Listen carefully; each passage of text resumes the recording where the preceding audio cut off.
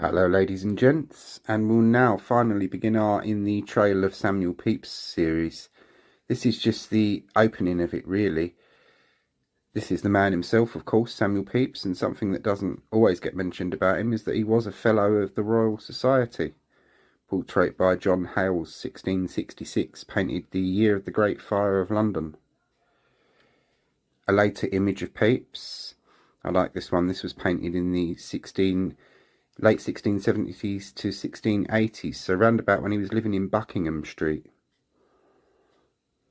A print, kind of the same portrait. Elizabeth Pepys, Samuel's wife, maiden name Marchand de Saint-Michel. Elizabeth Pepys in a stipple engraving by John Thompson after a painting of 1666, now destroyed, by John Hales. And this is the bust of Elizabeth Pepys that's up on her memorial in the church. And it was commented on at the time that this was rendered very lively, so very lifelike. So this is the closest we'll ever get to see the real face of Elizabeth Pepys. I like this image. It's from an article about Samuel and Elizabeth and just shows a representation of them in their early married life at home. William Hewer, as painted by Sir Godfrey Kneller, 1689.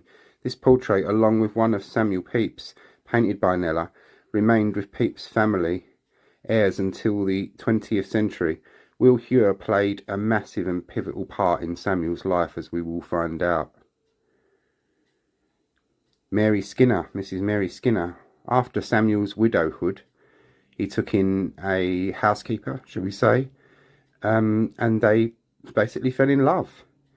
Mrs. Mary Skinner and Samuel Pepys would kind of be what we would call now common law husband and wife, although they never married. But other people reference her later on in life, and she was even referenced by someone as Mrs. Pepys. Jane Edwards, maiden name Birch, Pepys's maid, another lady who played a big and pivotal role in their lives. There are no images of Jane. This is an anonymous image around about 1631 to the 1670s of a maid. So this is just a representation and a remembrance of Jane. I wanted to show something to represent her because she played such a large role in his life. The Diary of Samuel Pepys, Esquire. And here is the very first entry, the opening of Samuel Pepys' diary in 1660. And he wrote in shorthand, as you can see, it like code really to us and to anyone that doesn't understand shorthand. And here is the closing entry of Samuel Pepys' diary, 31st of May 1669. Samuel stopped writing the diary, as we'll find out, because he feared that he was going blind. His eyesight was affected. The library, Pepys Library. The library is housed on the first floor of the Pepys building of Magdalen College, Cambridge, where Pepys attended, and this library can be visited by the public. It's lovely that it's there, and an entire building dedicated to Samuel Pepys. Here's an aerial shot of it. Library interior in the 1890s, with the Pepys's bookcases that were designed to be taken apart and moved about. And a more recent image of those bookcases, and the one which contains the diaries, number 1. Now, for those of us who know a bit about Samuel and Elizabeth, have read the diaries or something like that, what we're going to be hearing now is a refresher, which will help bring context to the locations that I will be visiting and putting on the page, or have visited and will put on the page. And for those of you that don't know much about Samuel or his life or his world, or that era of 17th century London, this will give you a good insight into the context of what we're going to be seeing, viewing and walking in the footsteps of. So, this is Samuel Pepys The Unequalled Self by Claire Tomerlin. This is part 1. Samuel Pepys The Unequalled Self by Claire Tomalin. Read by Jill Balkan. At 7 o'clock on a January morning, as the sky over London was growing light, a row broke out in a bedroom between a husband and wife. They had been to the theatre the night before, and afterwards had to wait nearly an hour for a cab. When they finally reached home, he insisted on returning to his office, it was across the yard, to finish some work. So, on this particular day, he was sleeping in, or at least he was hoping to. Instead, he was woken by an angry and tearful wife. Still only half awake, he began to take in what she was saying. At first, it was a complaint about a maid they had recently dismissed, who was spreading stories, accusing her of giving away his money to her family. He tactfully calmed her until they seemed to be friends again, but at that point her real grievance appeared. What was really upsetting her, she said, was that she was lonely. She suffered so much from loneliness that she had written him a letter expressing her unhappiness, she reminded him, and had handed it to him 2 months ago. But he had refused to read it and burnt it, without even glancing at her carefully chosen words. Now, she told him, she had kept a copy, and she called their maid, Jane, into the bedroom, gave her the keys of her trunk, and told her to fetch the bundle of papers she kept locked inside. Jane brought the papers and left the room. Elizabeth Pepys began to read the letter aloud to her husband. The scene is played out in front of us on the page of his diary. It is Friday, the 9th of January, 1663. His wife's letter impressed Samuel Pepys. It was piquant, and wrote in English, he noted, and most of it true. He specified English because French came as naturally to her, and it would reflect badly on him. He asked her to tear it up, and when she did not respond, he ordered her to do so. She refused. He snatched it from her along with a whole bundle of her private papers. Then he got out of bed in his nightshirt and stuffed them all into the large pockets of his breeches, which were lying by the bed. He had to struggle into the breeches and put on his stockings and gown, defending himself from her attempts to retrieve her property. When he was half-dressed, he started pulling the papers out again and tearing them up, while she cried and begged to have them back. By now he was in a rage. When he came to his own love letters, he began to tear them up too. Then he tore the copy of the will he had written and given her, in which he had left her all he had. Yet all the time, a corner of himself was calm enough to notice and set aside certain papers. There was a bond and their marriage license. Money and the law must be respected. He also spared the first letter he had ever sent her. When he felt he had gone far enough to make his point, he took all the papers, the ones he had torn and the ones he had spared, into his own room and considered whether he should burn them. He put aside the pieces of his will and of her letter to him that had started all the trouble, and all the papers he had left intact. Everything else went on the fire. After that, he finished dressing and departed for the office, troubled in mind. We know all this because he described it himself. In writing it down, he detached himself from the self who acted out the scene. He watched himself, just as he watched Elizabeth or Jane, just as he watched the players and the audience in the theatre the night before. His conflicting emotions, indignation and anger, pity for her, and acknowledgement that she was justified in what she had done, make this as absorbing as a scene in a play or novel. It is life, but as he writes it down, it becomes art. And it is the art of a diarist of genius, one who does not choose to give himself the beau role. Later in his career, Pepys sometimes stood greatly on his dignity, but here, in the pages of his own diary, he struggles into his breeches, he behaves unjustly and cruelly, he offers no justification of any kind for his behaviour, except his anger and fear of being blamed. This is what he had seen and what he had felt. transmuted into words. The quarrel was made up in the evening, but the morning scene was a painful landmark in the marriage. To both husband and wife, the written word was of great importance. Both were readers, and destruction of the written evidence of their love and its history was a symbolic act. The marriage, which had never been calm, became increasingly stormy after this. In the long run, even the torn pieces of Elizabeth's letter failed to survive, and not a single line of her writing has reached us among all the masses of papers he preserved. Other diaries of the 17th century were devoted to the spiritual life, to politics, or to accounts of travel and sightseeing, and even those that do give some details of domestic life are discreet about marital disagreements.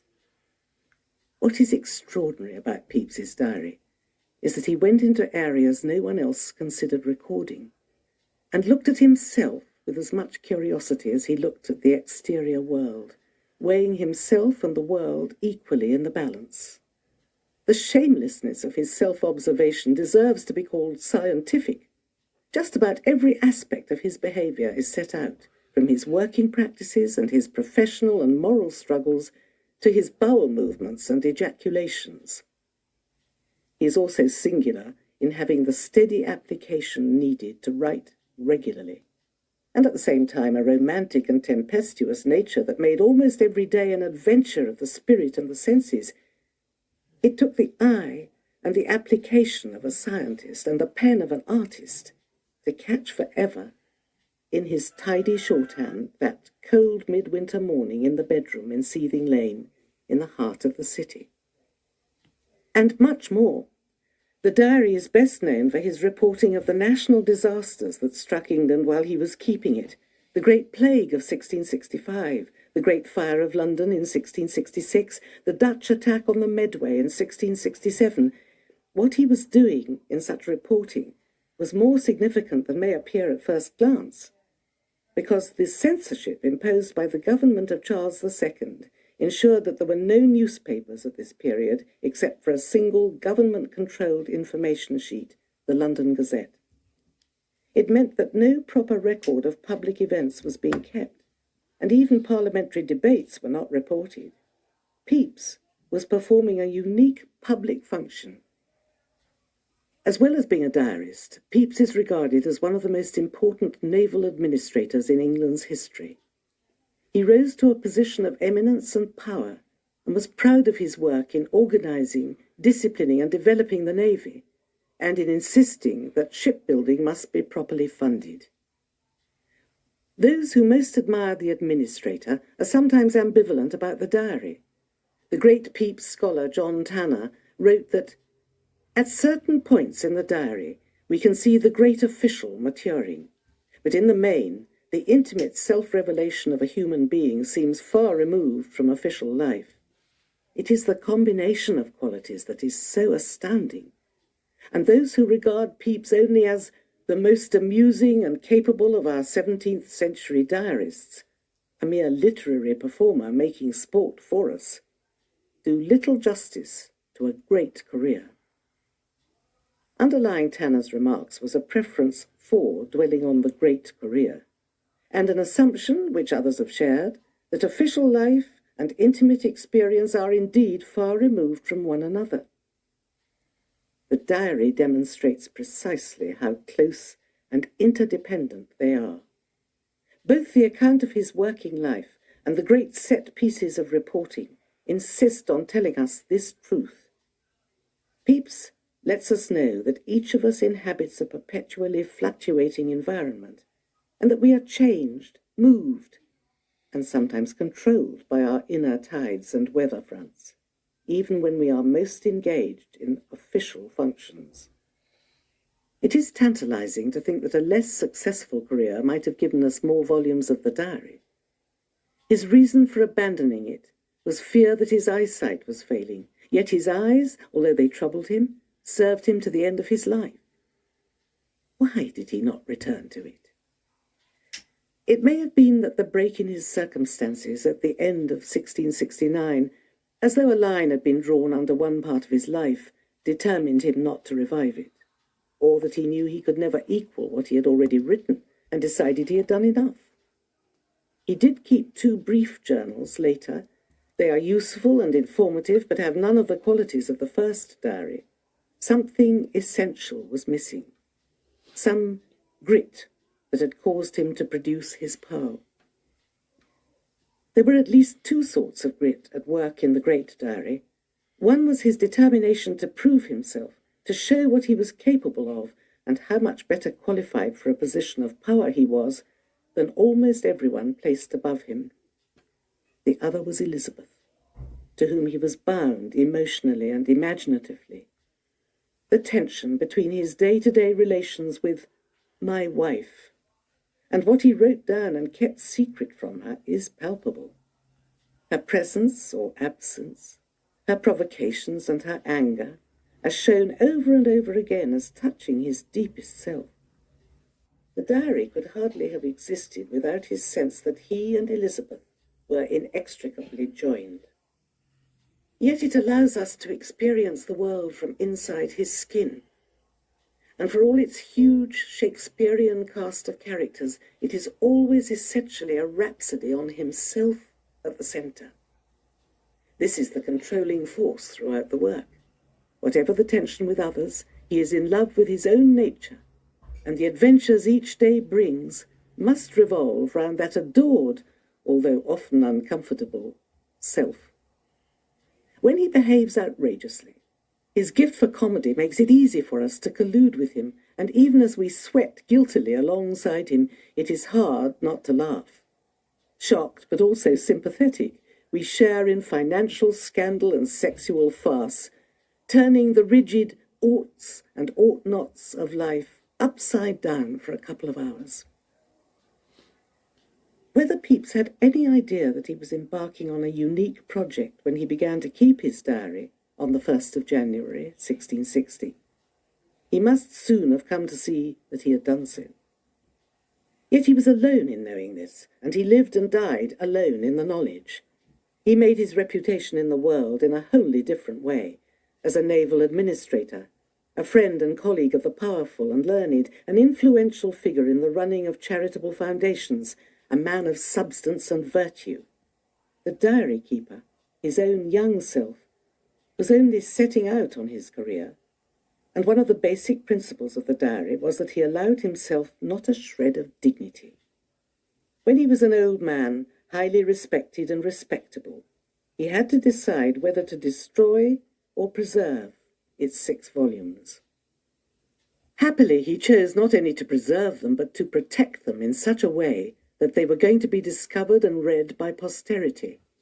The greatest thing about Pepys, after the composition of the diary, was his decision to preserve it. How such a man was formed and developed, and in what circumstances he came to embark on his diary, are the themes of the first part of this book. He was born in London above the shop, just off Fleet Street, in Salisbury Court, where his father, John Pepys, ran a tailoring business. The house backed onto the parish church of St. Bride's, where all the babies of the family were christened, and 2 were already buried in the churchyard. Salisbury Court was an open space surrounded by a mixture of small houses like John Pepys's and large ones, once the abodes of bishops and ambassadors, with gardens. It was entered through narrow lanes, one from Fleet Street opposite Shoe Lane, another in the southwest corner leading into Water Lane and so down to the Thames, and river steps 50 yards below. People had been settled here since Roman times, and when Samuel Pepys was born in 1633, a Christian church had stood on the spot for at least 500 years. A block to the east was the Fleet River. A footbridge spanned it between Fleet Street and Ludgate Hill, and from St. Bride's you could look across its deep valley, much deeper than it is today, with houses crammed up both sides in a maze of courts and alleys, to old St. Paul's, rising on its hill above the city. This was the western edge of the city, and Pepys's first playground. The city was the most populous in the world. It had something like 130,000 inhabitants, and in the whole country there were only about 5 million. If you went west from Salisbury Court along Fleet Street, you came to the gardens of the Temple lawyers with their groves of trees, formal beds and walks, and further west along the Strand, you were out of the city on the way to Whitehall and Westminster. To the east was the only bridge across the Thames, London Bridge, with its 19 arches and its spikes on which traitors' heads were stuck, and then the Tower. The river without embankments was very wide, with a sloping shore at low tide, and the great houses of the aristocracy were strung along the riverside, each with its own water gate. The best way to get about in London was by boat. The Pepys house centred round the shop and cutting room, with their shelves, stools and drawers, cutting board and looking-glass. At the back, the kitchen opened into a yard, and in the cellar were the washing tubs and coal-hole, with a lock-up into which troublesome children or maids might be put for punishment. The stairs to the living quarters went up at the back, timber-framed, tall and narrow, with a jetty sticking out over the street at the front, set tight against its neighbours, with a garret under the steeply pitched roof.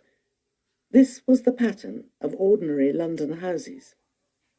On the first floor, the parlour doubled as dining room.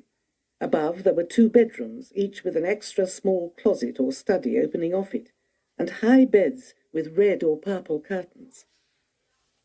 In one of the bedrooms was a virginal, the box-like harpsichord of the period. John Pepys was musical. He played the bass viol, and his eldest daughter, 6-year-old Mary, could have started at the keyboard by the time Sam was born. Singing and musical instruments, viol, violin, lute, flageolet, a recorder of sorts, as well as virginal, were an essential part of family life, and music became the child's passion. Music was not only in the family, but literally in the air for many months during the first year of Sam's life. It came from one of the large houses in Salisbury Court, in which a young and ambitious lawyer, Bulstrode Whitelock, was preparing a masque to be performed before King Charles I and his Queen. Whitelock and Edward Hyde, together representing the Middle Temple, had joined with members of the other 3 Inns of Court in a plan to celebrate Candlemas in a great masque to be produced before the court at Whitehall. And Whitelock, who had some skill as a composer, was in charge of the music. He assembled a large group of singers, including some from the Queen's Chapel, and caused them all to meet in practice at his house in Salisbury Court, where he had sometimes 40 lutes, besides the other instruments and voices, in consort together. The noise must have been terrific. A tailor's family was likely to be well dressed, but clothes, fine or plain, were hard to keep clean in London. Every household burnt coal brought from Newcastle by sea in its fireplaces and cooking ranges. So did the brewers and dyers, the brickmakers up the Tottenham Court Road, and the ubiquitous soap and salt boilers. The smoke from their chimneys made the air dark, covering every surface with sooty grime. There were days when a cloud of smoke, half a mile high and 20 miles wide, could be seen over the city from the Epsom Downs. Londoners spat black. Wall hangings, pictures and clothes turned yellow and brown like leaves in autumn, and winter undervests, sewn on for the season against the cold, were the colour of mud by the time spring arrived.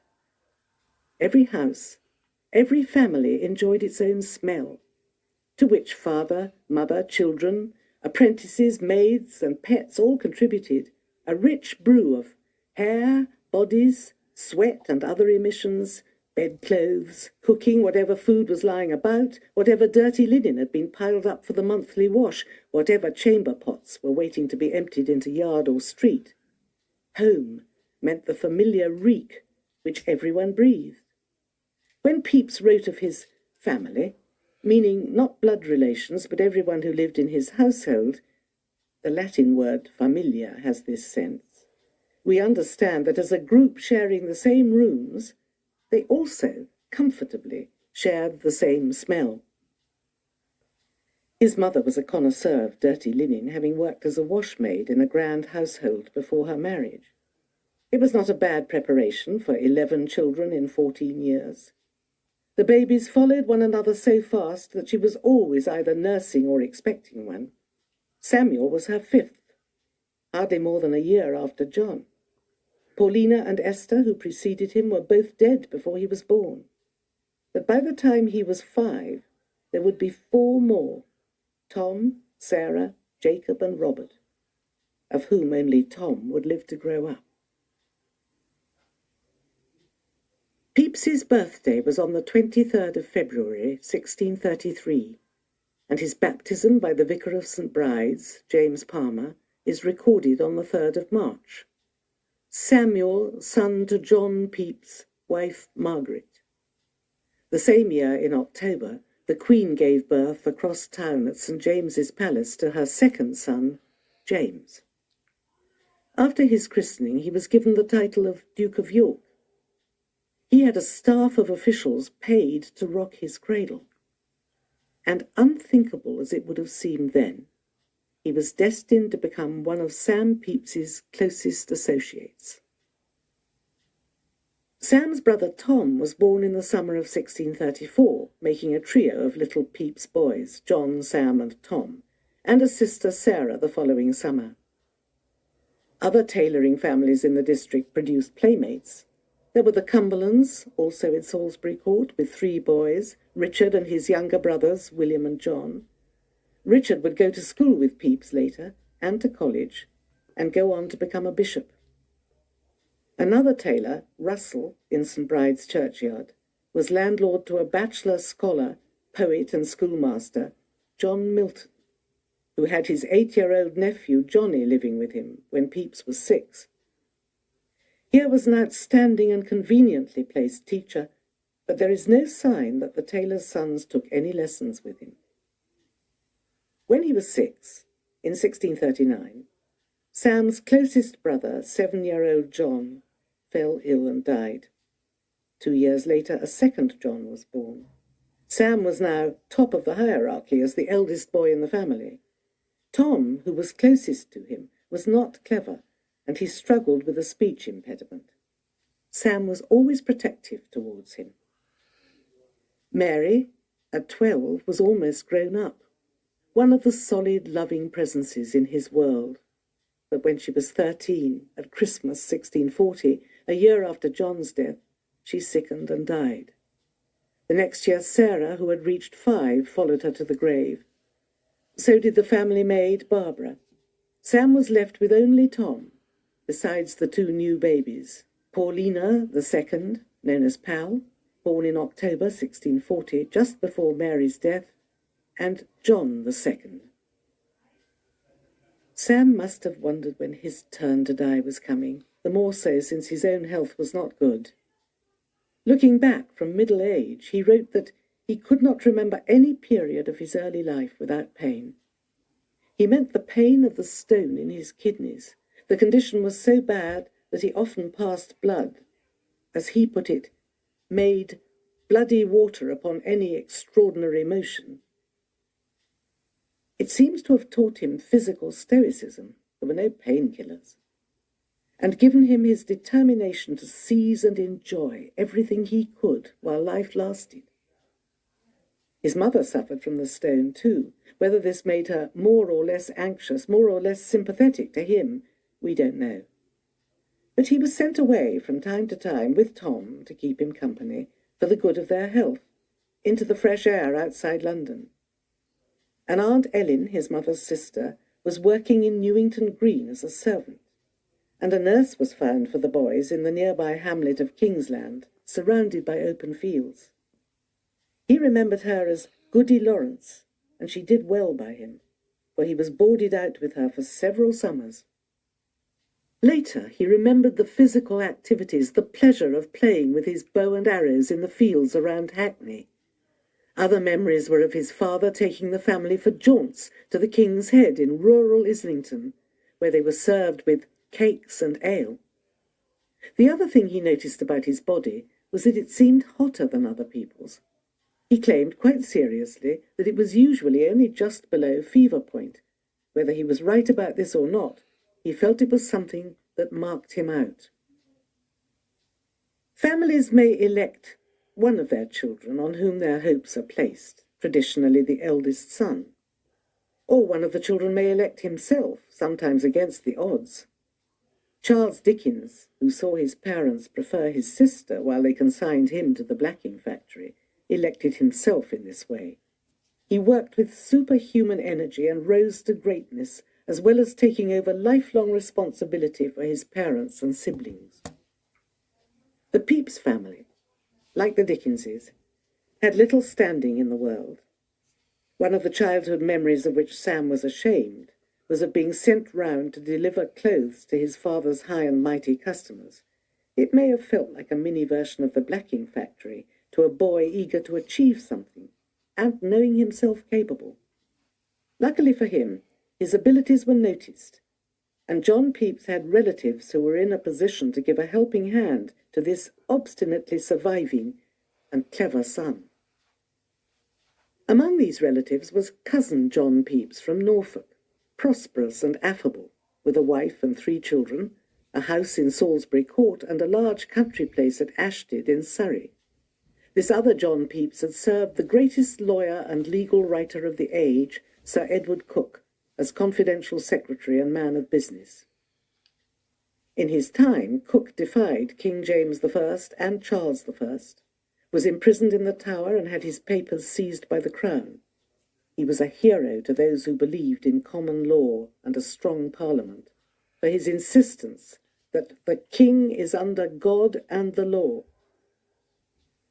At Cook's death in 1634, John Pepys of Norfolk was one of his executors, and he went on to work for Cook's son Robert. Sir Robert Cook was the husband of Lady Theophila Berkeley, and they lived splendidly in the country house belonging to her family, Durdens, near Epsom. It was at Durdens that Sam Pepys, carried off to Surrey by John Pepys and his wife Anne, was co-opted by the Cooks to play a part in a private production of Beaumont and Fletcher's romantic comedy Philaster, or Love Lies a Bleeding. He was asked to take a leading role as Arethusa. The play was a wonderful concoction of love, fine words, confusion, and cross-dressing. "What a ridiculous thing it would have been for me to have acted a beautiful woman," wrote Pepys in 1668. "But what an adventure for a small boy, he can't have been more than 9, to find himself singled out, made much of, invited to show off in a star part in a great house. He learnt his part so well that he could still remember almost every word 25 years later." Durdens impressed itself on him and set him a standard, with its formal gardens, its fountains and statues, its terraces and bosky woods rising towards the downs, its long gallery and its comfortable and charming rooms that included a well-stocked library. He made several visits to Surrey before everybody's lives were disrupted by the outbreak of the Civil War in 1642, and he always remembered Ashted as "my old place of pleasure." The other cousins, who were to play a crucial part in shaping his life, were based in East Anglia. Sam's Cambridgeshire grandfather had a sister, Paulina Pepys, who was orphaned young and married late, at 37. Late, but splendidly. Considering that she was then already middle-aged, with a fortune of no more than £200, her marriage to Sir Sidney Montague, distinguished younger son of an aristocratic and gifted family, suggests she was an outstanding woman and had wisely waited for the right husband. He was educated at Cambridge and the Middle Temple and had served as an MP in the time of Queen Elizabeth. One brother was an earl, another a bishop. Paulina's marriage in 1618 made her cousin to a score of grandees. Her glory was acknowledged in Salisbury Court, where 2 of Sam's sisters were named for her. Paulina shortened to Pal in the family. A daughter and a son were born to the Montagues, but at 3 the boy, playing beside the moat, fell into the water and was drowned. His grieving parents had to take consolation in the birth of a third and last child, another boy, Edward, in 1625. With little Edward, they moved to Hinchingbrook, a great house outside Huntingdon. Hinchingbrook had been an abbey until King Henry VIII evicted the Holy Ladies and sold it to Sir Richard Cromwell. The Cromwells rebuilt it, and James I stayed there more than once. Sir Sidney Montague paid £3,000 for it, and there Edward grew up, knowing the estate would be his one day, and went to the grammar school along the road in Huntingdon, where their neighbour, Oliver Cromwell, had been a pupil. A cousin of his mother lived in his own modest farmhouse at Brampton, 2 miles from Hinchingbrook, and worked as a bailiff for the Montagues. He was Robert Pepys, elder brother of Sam's father. Edward Montague was put down for the Middle Temple when he was 10, but nothing went according to plan. His mother, Paulina, died when he was 12. His father withdrew into melancholy, and by the time Edward was 17, the country was at war. Instead of becoming a law student, he found himself in command of a regiment. Sir Sidney would not turn against the king, but Edward was a passionate parliamentarian. Like his sister's husband, Sir Gilbert Pickering, both were admirers and personal friends of Cromwell. In the excitement and impending danger of war, Edward fell in love and decided to marry. He and his bride were both 17. Jemima was the daughter of a rich Northamptonshire MP and parliamentarian, John Crewe. Jemima's personal virtues included a warm heart, good humour, and a straightforward disposition, some of which can be made out in an early miniature of her, which shows a tip-tilted nose and an open, friendly face. She and Edward were married at St. Margaret's, Westminster, on the 7th of November, 1642. 5 days later, King Charles's nephew, Prince Rupert, sacked Brentford, and the people of London braced themselves to defend Turnham Green, Westminster, and the city against the forces of the king. Edward Montague's career was set on course as a fighting man. Pepys's early life has to be set against the political turmoil of the years leading up to the Civil War. As a London boy, he saw in the streets the effects of debates he could not yet understand, played out with passion, cruelty, violence, and reversals of fortune to equal anything in the theatre. The war was begun in our streets before the king or the parliament had any armies, wrote one wise observer. And Sam had the chance to see this in action. The propaganda fixed on the city walls, the rioting apprentices and sailors, attacks on suspected Roman Catholics, crowds surging to welcome their heroes and threaten their enemies, or assembling to watch the executions of detested figures. The two passions fueling Parliament and people were religious fervour and the fear that the king, egged on by his Catholic wife, was aiming to become an absolute ruler. The religious roller coaster of the previous century, when successive Tudor monarchs first overthrew the Catholic Church, set up Protestantism, restored Catholicism, and then settled into uneasy compromise under Elizabeth, had left a legacy of fierce hatred of the Catholics and a burgeoning of Protestant sects. The movement came to be called Puritanism, and the Puritans, disliking the established church with its bishops and tithes that bore harshly on the poor, became the allies of the political opponents of the king. In 1640, a local leather seller called Praise God Barebones set up his Baptist congregation in Fleet Street. Baptist ministers saw no need for church buildings, supported themselves by working at other jobs, and welcomed women as preachers, and more Baptist congregations were begun in other parts of town. The city apprentices, who gathered in Westminster in the winter of 1641, shouted, "No bishops!" There was some fighting, and in the days after Christmas the same boys blocked the river stairs to prevent the bishops, newly appointed by the king, from taking their seats in the House of Lords. and went on to attack them in their coaches. When the bishops protested, Parliament found grounds for impeaching them and sent them to prison, at which the apprentices rang the city church bells joyfully and made bonfires in the streets. The king then moved to impeach his chief enemies in Parliament. Pepys was quite old enough to be on the streets when, on the 4th of January 1642, the king pursued the 5 MPs he was trying to arrest from the House of Commons into the city. He was mobbed by huge numbers of tradesmen, apprentices and seamen, all shouting, "Privilege of Parliament! Privilege of Parliament!" A difficult mouthful for a mob, but they made it sound frightening. This was a spectacular moment in English history, and a week later Charles I left London with his family. He was not seen there again until his execution in Whitehall 5 years later, when an approving Pepys was, by his own account, standing in the crowd. On the day after the king left, the 5 MPs he had threatened made a triumphal journey on the Thames from the city to Westminster, escorted by a flotilla of beribboned boats loaded with cheering and waving Londoners, while citizen soldiers marched along the Strand with drums and flags to meet them as they came ashore. These soldiers, known as the trained bands, were ordinary townsmen organised into fighting groups, their effectiveness depending more on enthusiasm than discipline. The next big street show was the execution in late January of 2 Catholic priests in front of an approving crowd.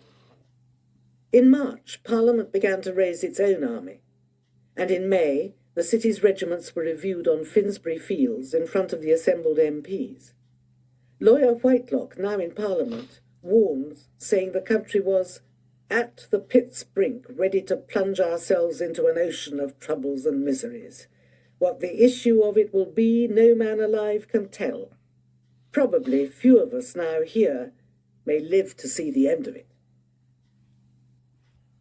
In July, the royalist Mayor Gurney was impeached in Parliament and sent to the Tower, where he remained almost until his death 5 years later.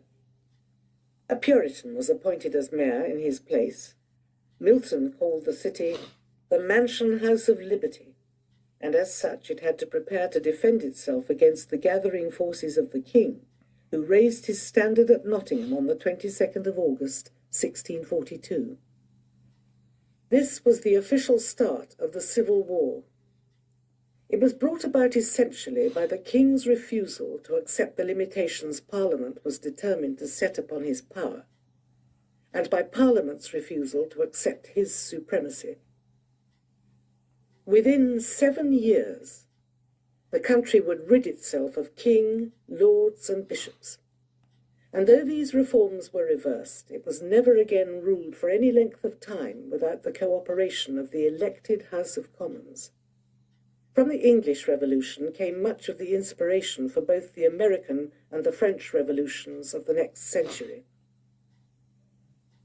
Parliament ordered the digging of trenches and building of ramparts and forts to close all the main roads into London.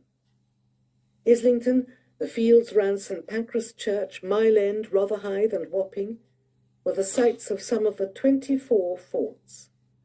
More than 20,000 people were said to have worked on the defences, a sixth of the population.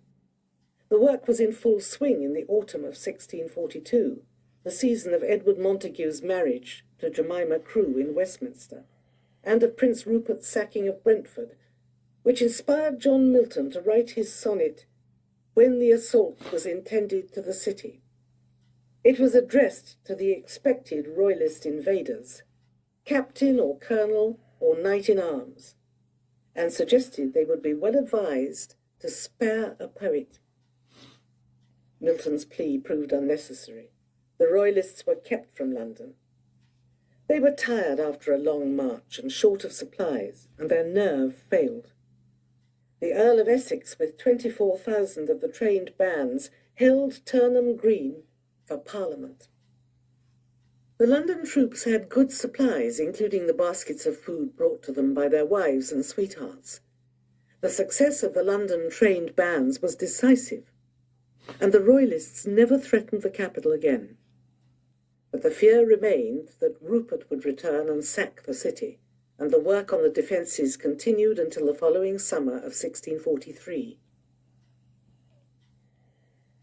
These were the first 10 years of Pepys's life.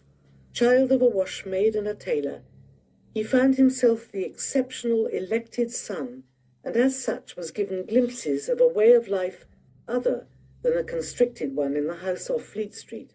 This other life was luxurious, artistic, and seductive. At Durden's, he not only took part in acting, he delighted in the gardens and walked in the woods with a woman who gave him his first sentiments of love and pleasure in a woman's company, discourse, and taking her by the hand.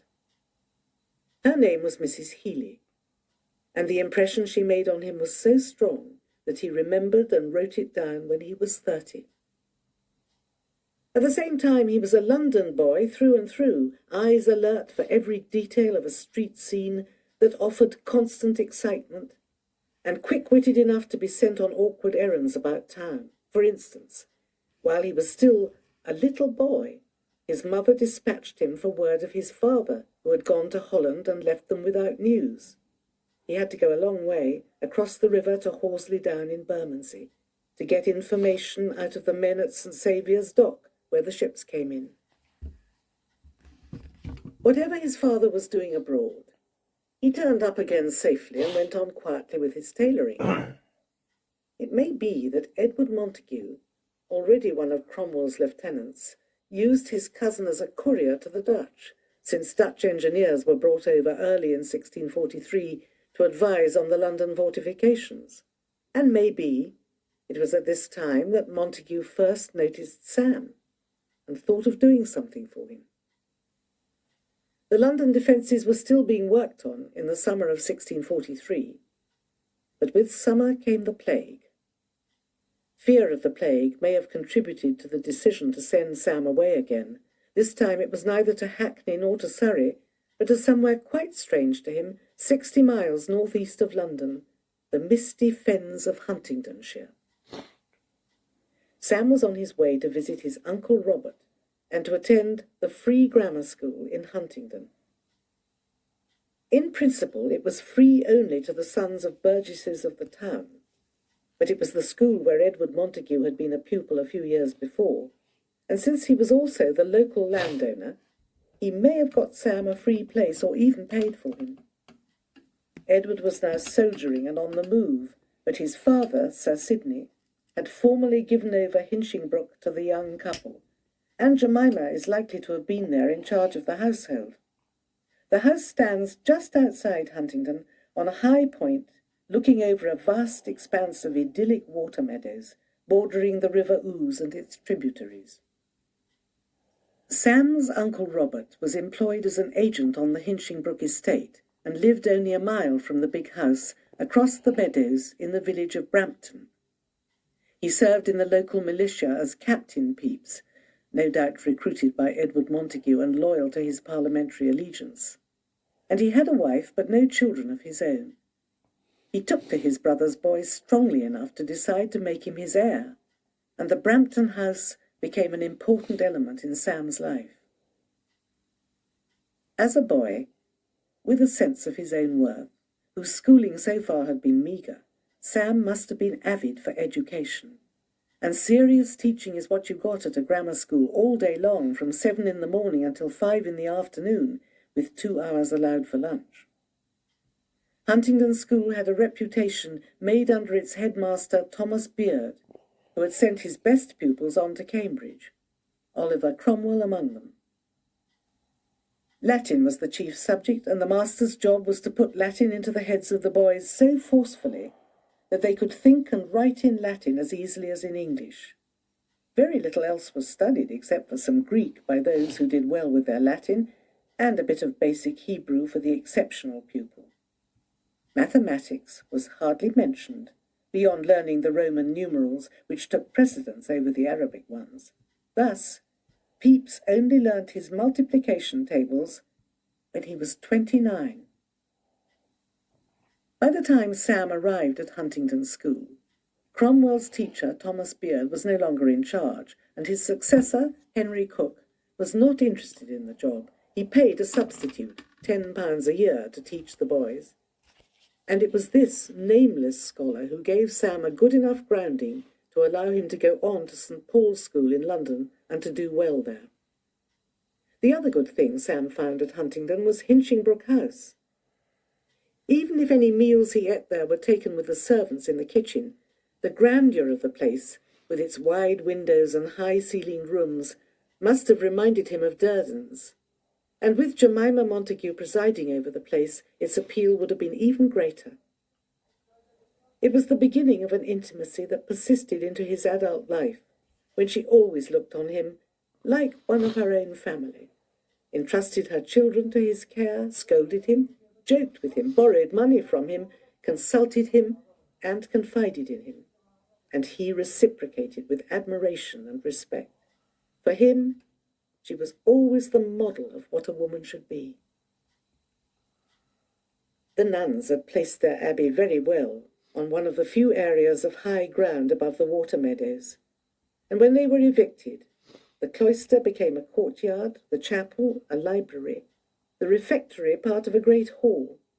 The mixture of medieval grey stone and rich Tudor red brick, the jumble of outbuildings, the parade of tall chimneys, the formerly planted gardens and trees, all added to Hinchingbrook's charm. The terrace offered spectacular views over the flat countryside below, and the park sloped down to one of the Ouse's tributary streams and a series of wide, glinting ponds. At Brampton and Hinchingbrook in 1644, the talk must have centred around the war that was being fought bitterly and confusedly all over England. Sam's own kin, Edward Montague, tall and as handsome as his enemy, Prince Rupert, and with the same shoulder-length curls, was only 8 years older than him. And he was galloping about the country, risking his life, and often at the side of a still greater local hero. Not only had Hinchingbrook belonged to Cromwell's grandfather, half the gentry of Huntingdonshire were Cromwell's, and Oliver had been elected Huntingdon's MP in 1628. It did not prevent the town from being politically divided in the same way the Montague family was divided. Sir Sidney remained loyal to the king, refused a levy made by Parliament, and was imprisoned briefly in the Tower. He then remained in retirement in Northamptonshire, no doubt nursing some bitter feelings about his son.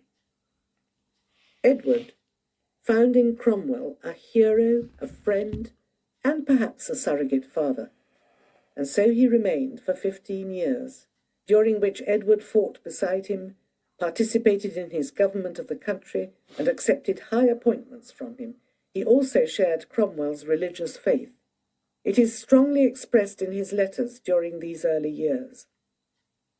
The summer of 1644 was spent fighting in the north.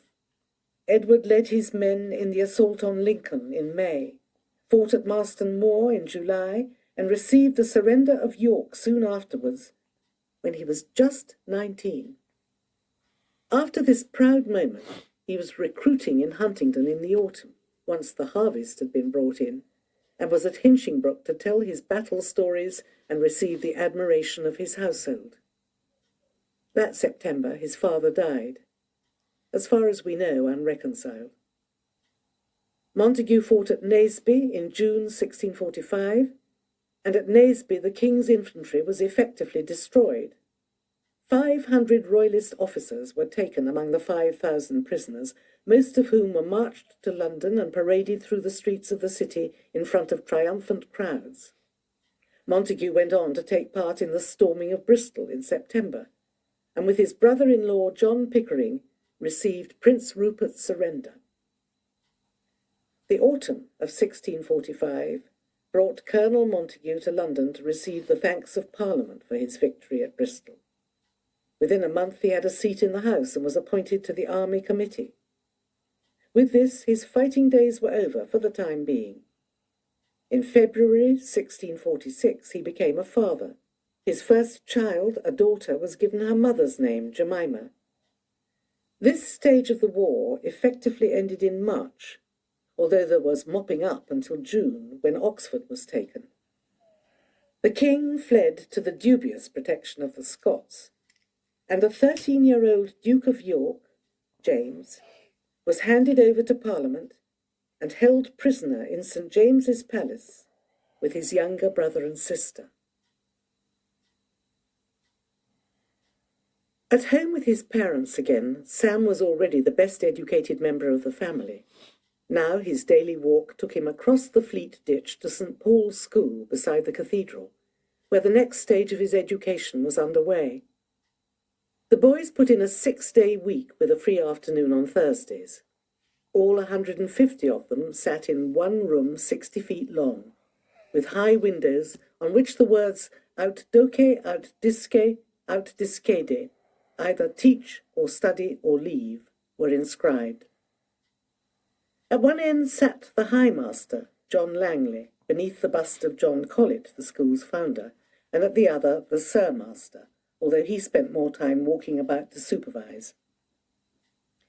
There were 8 classes, and the pupils were divided by achievement, not age. A boy might be still in the second form at 13, or already in the 7th at 12. Since Pepys was still at school in 1650, when he was 17, he had clearly made steady rather than spectacular progress. The day began with Latin prayers and a chapter of the Bible. All the boys learnt to speak as well as to write. They had to undergo regular oral examinations and also to deliver their own compositions in Latin, like so many young Roman orators. It was a good training, and made Sam into an effective speaker in adult life, as well as a stern critic of those who were not. Langley's reputation as a strongly religious man, a scholar and an antiquarian, was backed by a very awful presence and speech that struck a mighty respect and fear into his scholars, which, however, wore off after they were a little used to him, and the management of himself towards them was such that they both loved and feared him. So wrote Michael MacDonald in his History of St. Paul's School. When Pepys was 13, a new Sir Master, Samuel Cromwell, arrived. Not yet 30, he impressed his young namesake with his learning and rose to become High Master in his turn. Pepys regarded St. Paul's with pride and affection. After he left, he presented books to the library, dropped in to see whether they were keeping up the standards of his day, and was pleased to have his brother John follow him at the school. His brother Tom had no chance of St. Paul's at all, with his speech problem and slowness. He was set to learn tailoring in their father's shop. The one thing Tom had an aptitude for seems to have been French, which he managed to speak fluently. So did Sam. Where they learnt it is a mystery. It is possible the Pepyses had a French lodger, since anyone with spare rooms and an uncertain income took in lodgers. They did have a visitor from America in 1646 in the shape of cousin Richard Pepys, just returned from Boston. He had left England for religious reasons and returned with the abolition of the hated bishops. His lawyer father was soon to be appointed Lord Chief Justice of Ireland by Cromwell. Another returning American emigrant in 1646 was George Downing, who began by finding work as an army preacher in the regiment of a Colonel Oakey, from which he made a rapid rise through Cromwell's administration. Within a few years, he, like Montague, exerted a crucial influence on Sam Pepys's life, because when Sam put in for a leaving exhibition at St. Paul's, Downing was chairman of the judges who awarded it to him, and so helped him to go on to Cambridge. The sharp pain of the stone was still part of Sam's life, but he did not let it prevent him from profiting by what St. Paul's had to offer. Still, it is surprising that the school did so well by him, given what was going on all round. Twice the new model army marched in and occupied the city. The spectacle of 18,000 troops tramping through the streets and across London Bridge with Cromwell at their head was intended to overawe the citizens, and must have drawn admiring schoolboys like a magnet. Rioting was endemic. The London apprentices were usually ready to turn out, supported by the watermen and any sailors who happened to be ashore. There were times when they were joined by members of the trained bands, and other times when they were attacked by them. Milton might see the city as the mansion house of liberty, but the crowd's view of what constituted liberty shifted wildly and unpredictably. In July 1647, for instance, a mob from the city kicked in the doors of the House of Commons, terrorised the MPs, held the Speaker prisoner, and forced a vote inviting the King to London.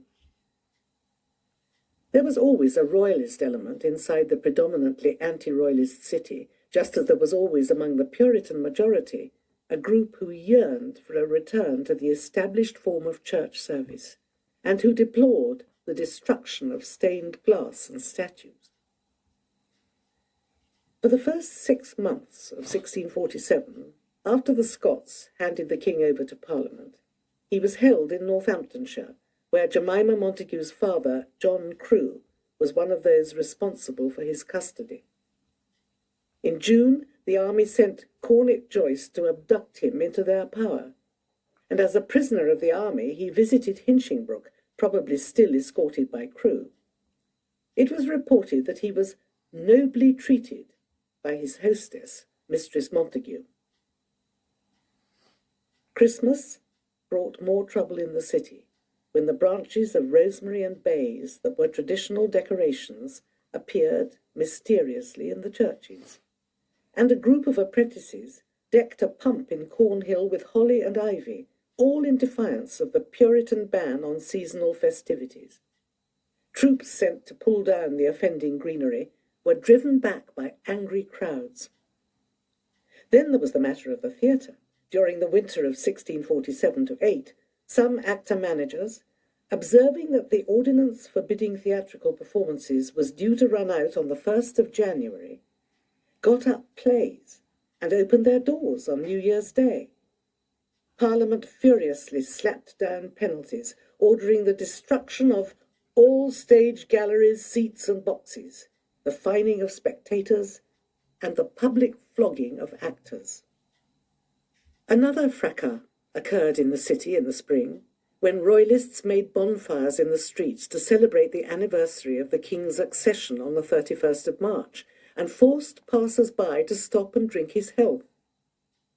George Downing, who was in London at this point, and making himself noticed by Cromwell, wrote a good account of the great divisions among us meaning the army, Parliament, and the Puritans, to his uncle in America. One cries out, "Settle church government, punish errors and blasphemies." Another, "Remember your often declarations for liberty for tender consciences." One, "Bring home the king according to the covenant." Another, "It can't stand with the preservation of the true religion and liberty," etc. And thus, for want of a downright plain understanding of the foundation of this war, we have been likely often to have been embroiled in a more bloody one, and by our quarrellings to give occasion to any third party to devour all. What the issue will be, the Lord only knows, only he seems to be shaking the great ones of the earth. Shaken as they were, Parliament even considered giving the crown to their 14-year-old captive, James, Duke of York. But at the end of April he made his escape during a game of hide-and-seek in the park of St. James's Palace. He got away disguised as a girl, and was whisked aboard a barge bound for Gravesend and so to Holland. In August 1648, Cromwell went north and at the Battle of Preston defeated the invading Scottish army that had set out to restore the king to his throne. In the aftermath, some elements of the parliamentary army, but by no means all, demanded that the king be put on trial. They had decided that his deviousness made him impossible to negotiate with any longer. But he was still the king, and a substantial number of MPs voiced a hope that it might be possible to reopen discussions with him. To prevent any such move, a group of Republican officers went into the House of Commons, arrested 45 MPs and sent away another 186, whom they judged unlikely to support their plans for getting rid of Charles I.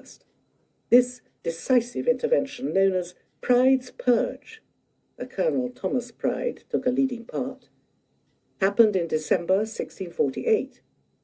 Those MPs who were permitted to sit became known as the Rump Parliament. Among the purged MPs were John Crewe and Edward Montagu, neither of whom was enthusiastic about putting the king on trial. Montagu took himself quietly back to Hinchingbrooke. In the Lords, the Earl of Manchester urged that to try the king was in contradiction with fundamental principles of law, and the plan was unanimously rejected. This sealed the fate of the House of Lords, which was abolished soon afterwards. Cromwell returned to London, and the stage was set for the trial of the king. A special court was set up, and 153 commissioners were appointed to act as combined jury and judges. No more than 68 ever appeared to carry out their duties. Sir Thomas Fairfax, Commander-in-Chief of the new model army, was among the 153, but he did not attend, and when the trial began, his wife made her own intervention. The court was held in Westminster Hall and was open to the public. Troops stood on guard inside, but people came in freely through the entrance at the north end of the hall, and there were galleries set up in the corners for ladies and privileged persons. The king was seated on a crimson velvet chair. He heard himself accused of a wicked design to subvert the ancient laws and liberties of the nation, and he refused to acknowledge the legitimacy of the court. He found he was not without supporters. When Fairfax's name was read out, Lady Fairfax called from the gallery, "He has more wit than to be here." Later, on hearing the king accused of being a traitor to his country, she shouted that, on the contrary, it was Oliver Cromwell who was the traitor. She was persuaded to leave, but she had made her point. The soldiers shouted, "Justice! Justice!" when the king left the hall. But it was answered by, "God save the king!" from many of the civilian spectators. We know from Pepys's own account how strongly Republican he was at this point. He was 15, and his sympathies were entirely against the king. In this way, he was far more radical than his cousin Montagu, who chose to stay away during the trial. Sam may well have got himself into Westminster Hall for a glimpse of the king. He was certainly present at his execution. The king walked across St. James's at 10 in the morning, showing a dignity and courage that impressed even his enemies, and entered the banqueting hall where he said his prayers, and from which he emerged through a tall window onto the scaffold just before 2 in the afternoon. Philip Henry, an Oxford undergraduate, a little older than Pepys, was present, and has left a description of the moment when the executioner struck off the royal head. "The blow I saw given, and can truly say with a sad heart at the instant whereof, I remember well. There was such a groan by the thousands then present as I never heard before, and desire I may never hear again." Pepys remembers telling his friends at school that if he had to preach a sermon on the king, his text would be, "The memory of the wicked shall rot." He recalled this a shade nervously when in 1660 a man he had known at St. Paul's reminded him that he had been a great Roundhead at school. Elsewhere in his diary, he remained studiously non-committal in what he had to say of the execution. For instance, when he witnessed the hanging, drawing and quartering of Thomas Harrison, one of those who had signed the death warrant of the king, he only commented, "Thus it was my chance to see the king beheaded at Whitehall, and to see the first blood shed in revenge for the blood of the king at Charing Cross." The king was dead, but the king was also alive, since his son was immediately proclaimed as Charles II in his exile in Holland, and became the new focus for royalists everywhere. In England, however, a republic was declared. Monarch, bishops and lords were now all abolished, or, as the celebrated scholar and diarist John Evelyn put it, unkingship proclaimed, and His Majesty's statues thrown down at St. Paul's portico and the Exchange. Evelyn crossed the Channel to kiss the new king's hand. Pepys had another year at school, some of it spent negotiating his entrance to the University of Cambridge. There was no question of his father financing him, so he had to find support in other places. It came from some powerful Cromwellians. George Downing's part in the award of his first exhibition in February 1650 has already been mentioned. 5 months after this, Pepys's name was entered at Trinity Hall. This was the college of his great-uncle Talbot Pepys, now Recorder or Chief Magistrate of Cambridge, and very active in raising taxes for Cromwell's army. Talbot was also Edward Montagu's uncle. Trinity Hall was a legal college, so there may have been thoughts of Sam becoming a lawyer, but that plan was abandoned, and the place at Trinity Hall was not taken up. He was admitted instead in October to Magdalen College. The newly appointed master was John Sadler, a successful lawyer in Chancery, a town clerk of London much favoured by Cromwell, who had already offered him the position of Chief Justice of Munster, which he turned down. As it happened, Sadler lived in Salisbury Court. Montagu's patronage probably came into it too. His chaplain had a Magdalen connection, and Samuel Morland, who claimed his friendship, had just been appointed to a fellowship there and became Pepys's tutor. Oxford and Cambridge were obvious battlegrounds for the minds of the younger generation, and seen as such by the government. The purging of the old guard of Oxbridge masters and fellows was vigorously pursued. It was also necessary to build up a body of graduates sympathetic to the Commonwealth, something that helps to explain why Sam Pepys, with his proclaimed views and politically correct connections, was thought worth helping. In November, he was awarded a second leaving exhibition by St. Paul's, and within a month of starting his studies at Cambridge, he picked up another scholarship. End of Side 1. Side 2. Pepys at 18, short, dark, with slightly protruding eyes and fleshy cheeks, nose and lips, finally put on his Cambridge gown at Magdalen in March 1651. He went as a sizer, that is a student whose teaching is paid for by the college. 1 shilling and sixpence a week seems to have been the rate. Undergraduate numbers were low because of the war. When Pepys arrived, there were only 30 in residence in the college, and he was one of 11 freshmen. Each of them had to put in £5 5 shillings a year towards their commons shared provisions, and pay 12 shillings a year for washing and 10 shillings for his bedmaker, who had to be either a man or an old woman, since young women were formally forbidden entry to any college. The university was at the height of its Puritanism when Pepys was there, and although he was a good student, he managed to be reprimanded formally for drunkenness at least once. The college register for the 21st of October 1653 reads, in the hand of his tutor, Samuel Morland, "Pepys and Hind were solemnly admonished by myself and Mr. Hill for having been scandalously overserved with drink the night before. This was done in the presence of the fellows then resident, in Mr. Hill's chamber." Sam also hung about various young women, including Betty Archer, whom he remembered tenderly in later years, and her sister Mary, who married a college friend. There was also the less respectable Elizabeth Ainsworth, who kept an inn and taught him a very lewd song called "Full 40 Times Over." She was later banished from Cambridge.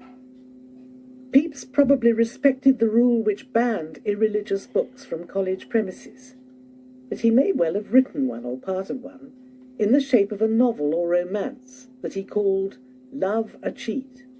Maddeningly for us, he destroyed his own manuscript 10 years later in a fit of tidiness. Shorthand was another enthusiasm. Thomas Shelton's short writing, first published in 1626, had been improved and renamed tachygraphy, and was republished by the Cambridge University Press in 1635. It looks as though Pepys learnt it during his undergraduate years, because by the time he started to use it for his diary, he was a practiced shorthand writer. The official Cambridge curriculum had for centuries concentrated on logic, philosophy, and rhetoric, but under the Commonwealth, the dominance of Puritan teaching meant that the classical curriculum was pushed aside by many in favour of religious studies. Pepys preferred Bacon and Erasmus among modern writers, Cicero among the ancients, and was keenly interested in English history. Rhetoric came naturally to him, and he is likely to have performed well at the disputations required of students. There were also declamations to be prepared. These were the equivalent of the modern weekly essay, papers to be read aloud in Latin, and ideally larded with quotations from classical authors diligently collected by the student in a commonplace book. Then there was music, always preeminent for Pepys. Although King's College Chapel had lost its organ and choristers to the Puritan ban on such delights, there was still domestic music to be made. He was a good walker, too, and it is hard not to think he made the 14-mile walk to Brampton and Hinchingbrook several times during his time at Cambridge to see his Uncle Robert and to pay his respects to my lady, Jemima Montague, now with 4 small children tumbling about her skirts. After little Jem came Edward, then Paulina, and in July 1650, Sydney. Pepys took pleasure, he said, in going frequently to Chesterton Church and on to the ruined remains of Barnwell Abbey on the Newmarket Road, then across the river with the ferry, and so back along Jesus Lane. Another walk, clearly etched in his memory, was made with a group of friends who set out in good spirits on a sweltering summer's day to what they chose to call Aristotle's Well. Pepys gulped down such quantities of its cold water that the sheer weight in his system, he believed, gave him several exceedingly unpleasant days before a stone was washed out of his kidney and into his bladder. The result was that his already painful condition became worse. From then on, he wrote, "I lived under a constant succession of fits of stone in the bladder." His account suggests that his student days had their darker side. There was always a degree of pain to be dealt with, and days and nights when it flared up and he suffered miserably. What could Pepys expect once he had a degree? The majority of his contemporaries were bound for careers in the church. Others progressed to the law. Sam's apparent lack of interest in a legal career is puzzling because it was such an obvious path to success for someone in his situation, poor and able. Instead, after being awarded another scholarship in October 1653 and taking his BA degree in March 1654, it appears that he simply went home to his parents. It may be that the problems with his health were barring his ambitions. He had little to say later about this period of his life, and this could be as much to do with illness as a wish to gloss over his lowly and uncertain start on a London career. But the best clue to what happened next is to be found in what was taking place in Montague's life. For 3 years, from 1650 to 1653, he had lived quietly at Hinchingbrook with his family. During this time, Cromwell crushed the young Charles II and his army at Worcester and forced him to flee abroad again, defeated the Dutch in a trade war fought at sea, and dissolved Parliament. Montague played no part in any of this, but during Sam's last summer at Cambridge in 1653, he re-emerged into London politics as an MP in the short-lived Parliament known as Barebones Parliament, so called after Praise God Barebones, the Fleet Street preacher, whom Cromwell had summoned to sit in the House. As soon as Colonel Montague took his place in the House, Cromwell invited him to sit on his Council of State. Within months he was also made a Commissioner of the Treasury, which brought him £1,000 a year, and put on the Committee for Foreign Affairs. In November he was appointed Lord President of the Council of State. In December, Parliament dissolved itself. Montague helped to engineer this, and Cromwell became Lord Protector. The position was elective, but election was by the Council of State, and Cromwell himself had the final say in its membership. At 28, Edward Montagu was suddenly a great man, one of the makers of the Protectorate, and a clear favourite of the Protector. In January 1656, he was to become General at Sea and Joint Commander with Blake of the English battle fleet. Cromwell now took up his residence in Whitehall, and Montagu was given substantial lodgings within the palace. Given his many new responsibilities, Montagu needed clerks and helpers, and this is where Sam Pepys became useful. Sam's position was hardly more than that of a family dog's body, but Montagu clearly trusted him, both to be discreet and also with the handling of substantial sums of money. Pepys was in and out of Montagu's Whitehall lodgings continually. He was family there, and soon found himself a corner to bed down in. It was more convenient and more congenial, too, than being at home with parents and siblings, with whom he had ever less in common. In 1656 he acquired another job, and a more formal one, for which he had to thank George Downing. Downing was now MP for Edinburgh. When Cromwell decided to revive the government department of the Exchequer, which had become moribund during the wars, Downing was given a position within it. He must have remembered the St. Paul's boy to whom he had awarded an exhibition, and offered him one of the many clerkships in his gift.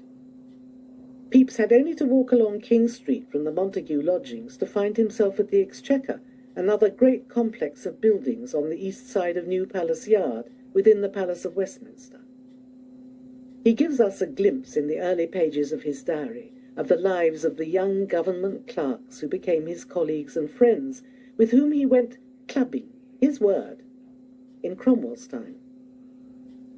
From his scattered descriptions, we get the first account ever written of how young men with meagre jobs, sharp wits, and an appetite for experience live and work in a modern city, and we can see that it has not changed all that much over the centuries. The flash boys and girls working the stock market in the City of London in the 1990s and 2000s are descendants of the friends with whom Pepys went clubbing. Pepys wooed the woman who was to be his wife with passion. 13 years later, he relived what he had felt during that time in a moment of intense, recaptured emotion. It came to him as he listened to music in the theatre. The music, he wrote in his diary, was so sweet that it made me really sick, just as I have formerly been when in love with my wife. I remained all night transported, so as I could not believe that ever any music hath that real command over the soul of a man, as this did upon me. The sickness of love and the sickness of the stone were the two preoccupations of his early 20s. To speak of love as a mixture of sweetness and sickness, as he did, is a striking conceit. Clearly for him, at 22, it had been an overpowering experience, so much so that it led him to fly in the face of what every intelligent clerk about town knew, that marriage was meant to be a step on the social ladder, and that a bride should bring some money and a worthwhile family alliance. It should not simply be a matter of running passionately after a woman with your nose in her smock. Pepys lost his good sense in his desire for Elizabeth Marchand de Saint-Michel. She was pretty enough to catch the eye, with her bright, definite face surrounded by curls, prominent eyes and expressive mouth, and she was a lively talker in 2 languages. She had lived in Paris, her father was French, and both her parents could boast of a higher social standing than Pepys himself. Alexandre le Marchand de Saint-Michel came of a noble family in the Anjou, and her English mother also had grandly connected landowning parents. All this sounded impressive. In fact, they were virtually destitute and friendless when Pepys met Elizabeth. Never mind that. He wanted Elizabeth for herself. He persuaded himself that he could support a bride on his scant earnings, take her to live in the Montagu lodgings in Whitehall, and put everything else out of his mind. He did not discuss his marital intentions with his employer, or, it would seem, with her family or his own. There was no question on either side of a marriage settlement. The notice of the civil ceremony at St. Margaret's, Westminster, on the 1st of December, 1655, reads, "Samuel Pepys, of this parish, Gent, and Elizabeth Marchand de Saint-Michel, of Martins in the Fields, Spinster. Published October the 15th, 22nd, 29th, and were married by Richard Sherwin, Esquire, one of Justices of the Peace of the City and Liberties of Westminster. December the 1st, Richard Sherwin." But the Westminster ceremony was entirely eclipsed in the minds of the bride and groom by what they always remembered as their proper wedding, which took place on the 10th of October.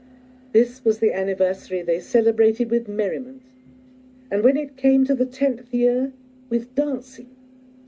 What they recalled was their wedding night, meaning the consummation, and the obvious explanation is that they went through a private and unrecorded religious ceremony on that day, which allowed Pepys to bed his so much desired bride.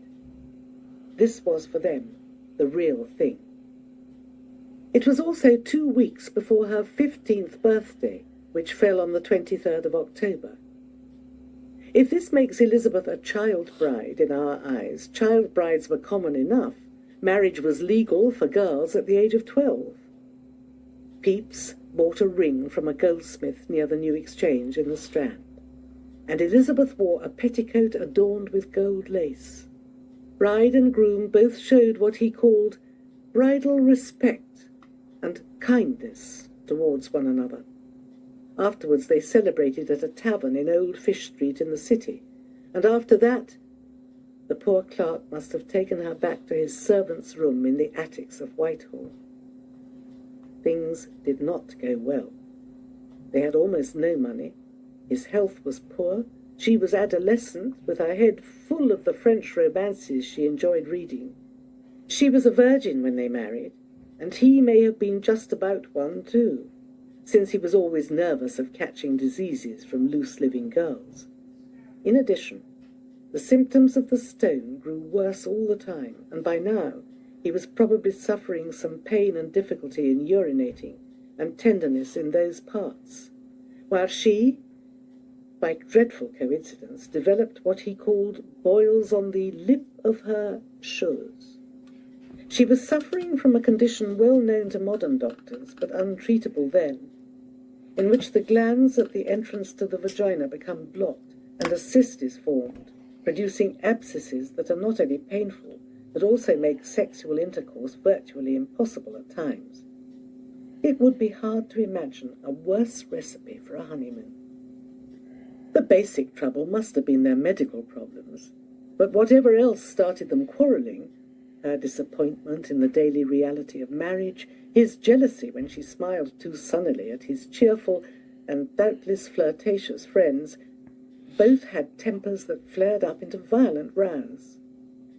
Then one day she simply walked out and did not come back. The message to her husband was as clear as could be. He had failed. Pepys was not accustomed to failure. He was the success of the family, the boy who did well and won scholarships. And the separation from Elizabeth, which lasted for many months, was terrible to him. He felt it as a wound, an insult, an affront to his dignity as man and lover.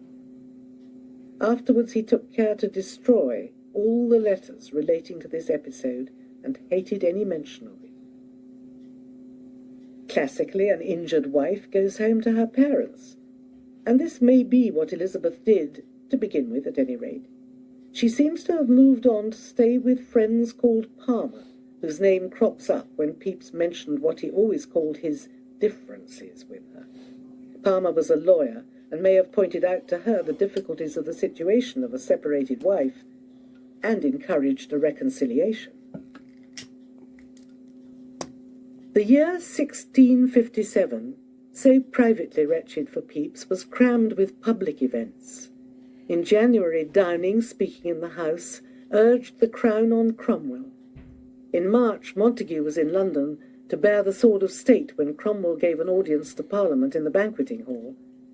Over the next months he was repeatedly urged to take the title of king, and repeatedly declined on grounds of conscience. He described kingship as a mere feather in a man's hat. In the end, he went close to taking the feather. In a ceremony in Westminster Hall in late June, with the coronation stone in place beneath the royal chair of Scotland, he put on a robe of purple lined with ermine, and a sword of state, and swore the new Lord Protector's oath of office, sceptre in hand. He took the title of Highness for himself and his wife, and his sons became lords. There was a great deal of velvet and gold. There were prayers and shouts, trumpets and hurrahs. Montague was at Cromwell's side and accompanied him in the coach that drove him through the crowds to Whitehall. No doubt all the clerks of Whitehall and Westminster were in the streets for the occasion. Montague's ascent continued. In August, Admiral Blake died. This left Montague as sole general at sea. At the end of the year, he was offered and accepted one of Cromwell's new peerages. He was now Baron Montague. For Pepys, one trouble improved before the end of the year, while another got worse. A bare mention of his housekeeping expenses in a December letter indicates that things were at least partly patched up between him and Elizabeth. Myself and my wife were spending 4 shillings a week on their food, but he was hardly able to enjoy Elizabeth's return since the pain produced by the stone had become too bad to endure, and he took the decision to seek a surgeon. He saw it as his only hope of escaping from what he later described as a condition of constant and dangerous and most painful sickness and low condition and poverty.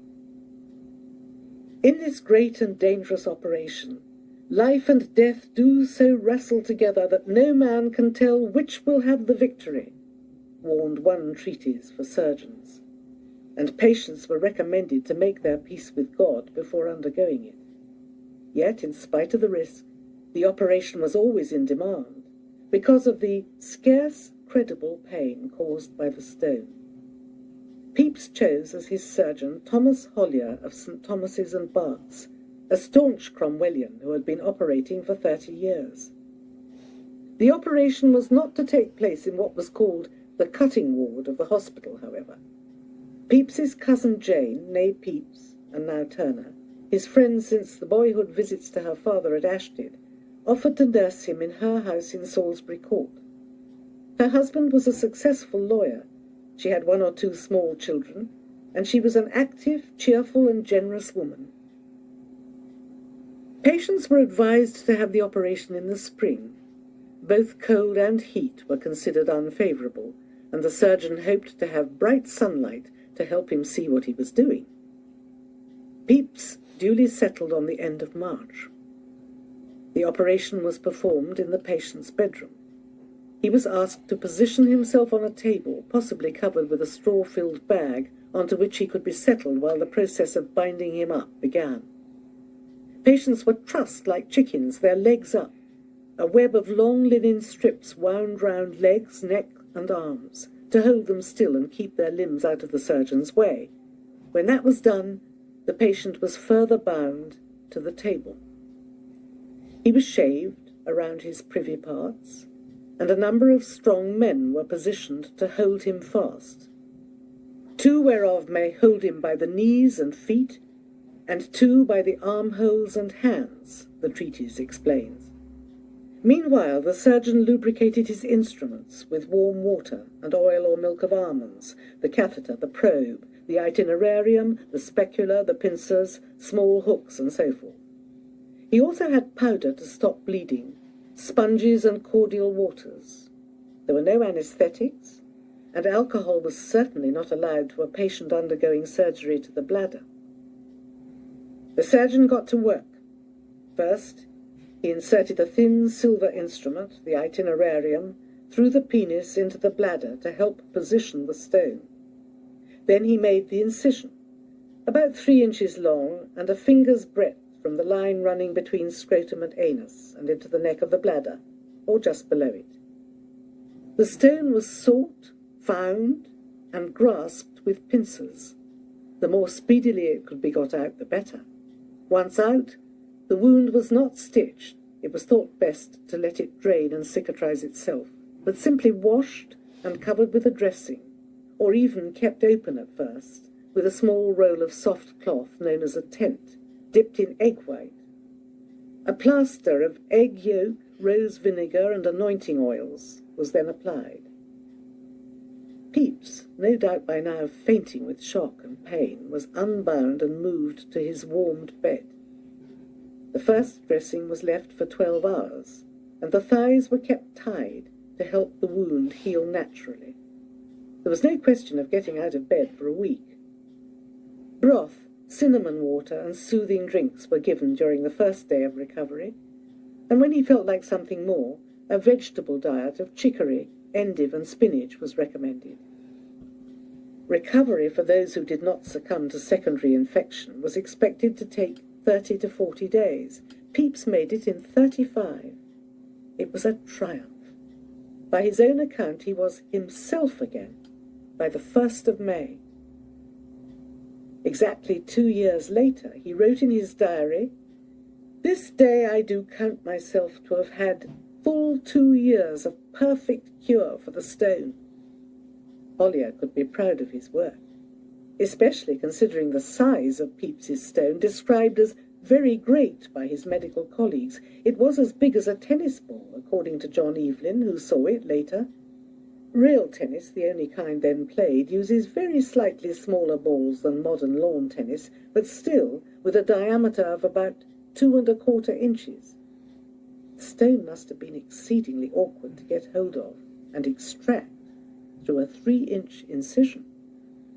Pepys's joy was great, and he declared his intention of celebrating the anniversary of the operation with a dinner for the rest of his life. He also preserved the stone carefully and had a special stone case made for it, in which he displayed it to others who might be considering the operation. He came out of his ordeal with a revival of confidence and energy, and set about putting his life on a new footing.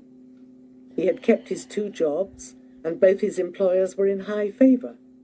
They were also out of town, conveniently enough, while he was recovering. Downing was in The Hague as Cromwell's ambassador, and Montagu was at sea. Pepys knew he was serving men close to the very centre of power.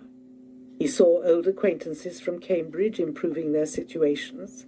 He himself needed to shake off the condition of a living-in servant and find a house of his own, and this he set about doing.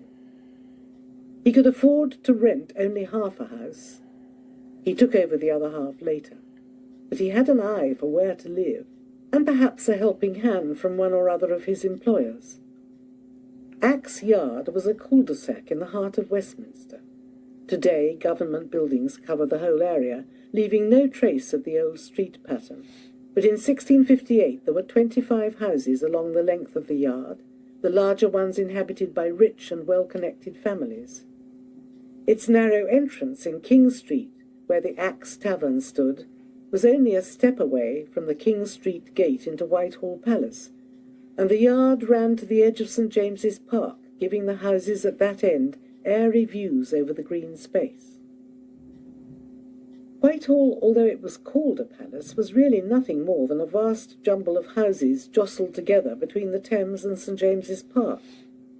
The old buildings were said to consist of something like 2,000 rooms, some done up as residences for the ruler, currently Cromwell, and his family.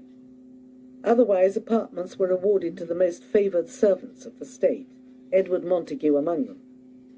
There were 3 acres of garden and 2 of bowling green, and there was a wharf, since provisions came mostly by water, and several sets of stairs to the river. If you turned right, where Axe Yard joined King Street, you were soon at Westminster Palace, another jumble of buildings, halls, and chapels in which Parliament sat, both Commons and Lords, as well as various courts of law. The Painted Chamber was here, and the great hall where booksellers and other shopkeepers put up their stalls. It opened onto New Palace Yard. The offices of the Exchequer were also housed in Westminster Palace, which made Axe Yard especially convenient for an Exchequer clerk. And in fact, Pepys's boss, George Downing, had a house of his own in Axe Yard, in which Pepys's colleague and friend John Hawley was currently living. In August 1658, Pepys accordingly installed his family of three, himself, his wife, who had reached the mature age of 17, and their servant, Jane Birch. They had 5 rooms and a yard in which they bred pigeons. Jane was 14. We know from Pepys's diary that she turned out good cakes and refused point blank to kill a turkey or chickens or pigeons. She seems to have been able to read because she owned a book, something unusual for a country girl, as Jane was. Pepys paid her about £2 a year. He felt free to beat her with a broom when he was displeased, although this was not often. Intelligent, merry, and discreet, she was destined to play a long and important part in his life, and he in hers. In 1658, Cromwell's authority appeared incontestable. He had put down the latest royalist conspiracies, he had won Dunkirk and Jamaica for England, and defeated Spain decisively. In Europe, he was respected as a great leader, and at home, his government was strong and stable. But many problems remained, one being the disaffection of former colleagues, who held to the good old cause of true republicanism. Another was finance. Every official at the Exchequer knew that the soldiers and sailors went unpaid month after month, sometimes to the point of mutinous outbreaks. But even as the Pepys family was settling into Axe Yard, Cromwell was moving away from both his problems and his triumphs. The illness and death of his favourite daughter caused him a profound grief. He was with her at Hampton Court when she died in early August. He returned to Whitehall and became aware that he himself was unwell. On the 26th of August, he dined with his old friend Bulstrode Whitelocke and admitted as much. The alarming news spread, and on Sunday the 29th of August, prayers for the Lord Protector were said in the churches. On the Monday, a hurricane blew over England. It was a common belief that a high wind heralded the death of a great person. Now it was seen as a portent of the end of an era. And so Andrew Marvell described the winds. Out of the binder's hand the sheaves they tore, and threshed the harvest in the airy floor, or of huge trees whose growth with his did rise, the deep foundations opened to the skies. And as through air his wasting spirits flowed, the universe laboured beneath their load.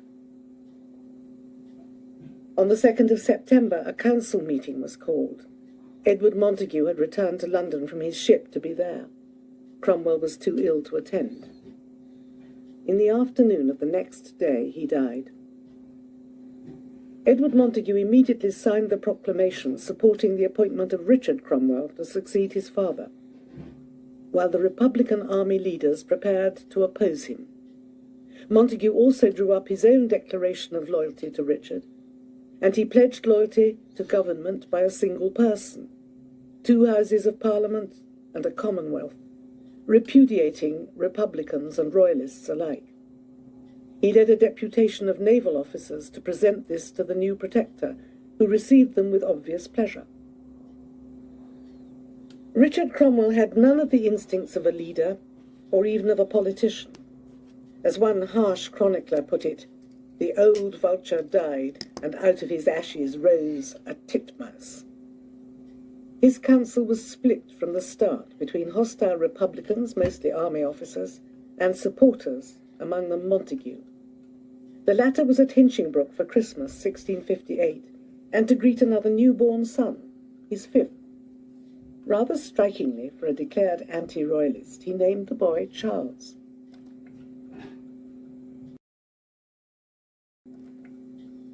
While he was at home, there were elections. He helped John Thurlow, Secretary of State under both Cromwells, to win Huntingdon.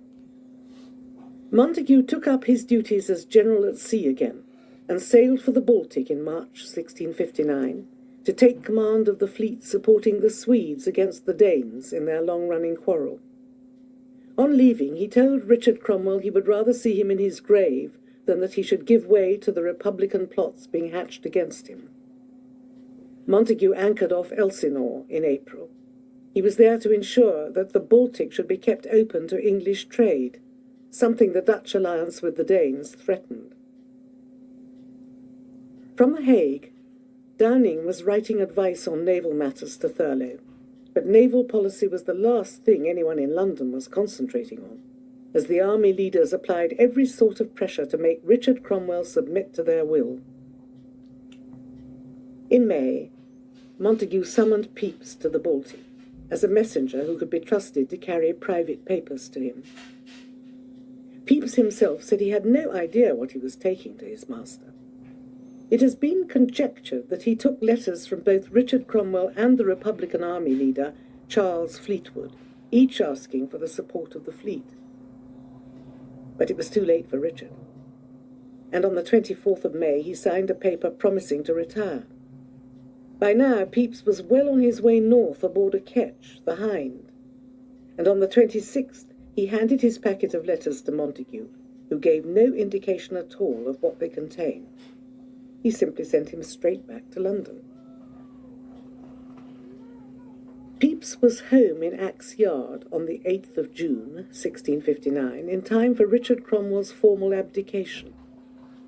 Behind the scenes, furious plotting was underway. Thurlow had been sacked and had written to Downing to ask him if he wished to continue as English envoy at The Hague under the new government. Downing chose to remain at The Hague, where he was considering his position carefully. Samuel Morland, previously Pepys's tutor at Cambridge, who had been intercepting letters for Thurlow, provided Charles Stuart with a written account of Montagu's character, describing him as a man of sweet and candid disposition, but extremely cautious and intimate with very few. As for his affection, he went on, he was wholly devoted to old Noll, Oliver Cromwell, his countryman, but a perfect hater of the men that now rule, as he has often told me privately. And I have it from very good hands that he is at this time very deeply discontented at the present change, insomuch that I verily believe, if he ever be gained, it is in this conjuncture. But Morland warned the king. Montagu had estates, income, wife, and many children to consider.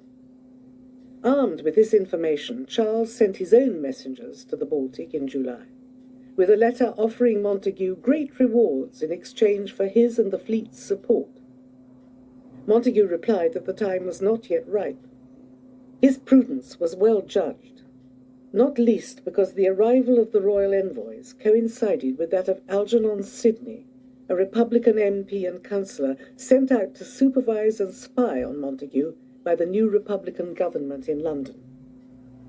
Sidney charged Montagu with negotiating secretly with Charles, an act of treachery deserving of death. In London, the council stripped him of his peerage and his place on the council, announced they were reclaiming his Whitehall lodgings, and seized many of his private papers. Although Pepys knew nothing, he was in a difficult situation. He could only keep his head down. His discretion at this time was enough to convince Montagu that he could be relied on absolutely. Montagu determined to take the fleet home.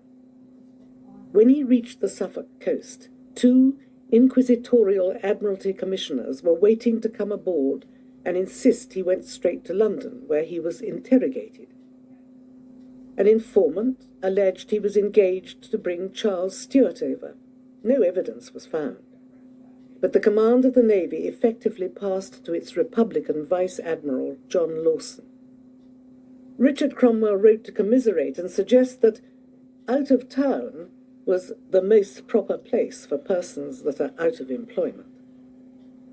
Montagu agreed, and since there were no grounds for keeping him in London, he was allowed to go home to Hinchingbrooke, and there he remained during the last months of 1659, while Pepys kept him informed of what was happening in London. After the Republican Major General John Lambert surrounded Westminster Hall with his soldiers on the 13th of October and excluded the Speaker and most of the MPs, Pepys was able to report the despairing departure from London of the parliamentary leader Arthur Hazelrig and Admiralty Commissioner Herbert Morley, and to list the members of the new Committee of Safety, yet another government for a nation bewildered and exhausted by conflict and change. In December, he produced a sequence of letters on the crisis that are classics of reporting. In the first, he sets the scene. The city apprentices are busy with a petition for the removal of the army from their streets, so that a rising was expected last night, and many indeed have been the affronts offered from the apprentices to the redcoats of late. This was on the 3rd of December. On the 5th, the apprentices went forward with their petition. The council saw this as the start of an insurrection, and many more soldiers, foot and horse, were sent into the city. In some places the apprentices would get a football, it being a hard frost, and drive it among the soldiers on purpose, and they either durst not or prudently would not interrupt them. In fine, many soldiers were hurt with stones, and one I see was very near having his brains knocked out with a brickbat flung from the top of an house at him. On the other side, the soldiers proclaimed the proclamation against any subscriptions, which the boys shouted at in contempt, which some could not bear, but let fly their muskets, and killed 6 or 7, and several wounded. On the 8th of December, Pepys continued with this story, taking it into court at the Old Bailey. The coroner's inquest upon the death of those that were slain on Monday have given it in murder, and placed it upon Colonel Hewson, who gave his soldiers order to fire. The grand jury at the sessions this week in the Old Bailey desired of my Lord Mayor that the soldiers might be removed out of the town, who, answering that he knew not well with the safety of the city how to do it, they offered in open court to indict their officers and undertake to bring them before his lordship. In the Common Council House, upon the reading of the prentices' petition, Brandreth, Henry Brandreth, member of the Committee of Safety, stood up and inveighed highly against the insolence of the boys to meddle in such businesses, whereupon he was hissed down by the whole council, and answered by Wilde, the recorder, who particularly defended the whole petition with a general applause. Another letter, posted later on the same day, ended, "Never was there, my lord, so universal a fear and despair as now." At home, in Axe Yard, Elizabeth believed herself pregnant at last. Lady Montague sent the Pepeses some brawn from Hinchingbrook at Christmas, and her husband put it about that he was ill, confined to my chamber by a distemper. He also stalled when asked to sign a proclamation prepared by Lawson, asserting the Navy's republican loyalties, and waited while Lawson brought the fleet into the Thames, and General Monk moved his army slowly south to the Scottish border.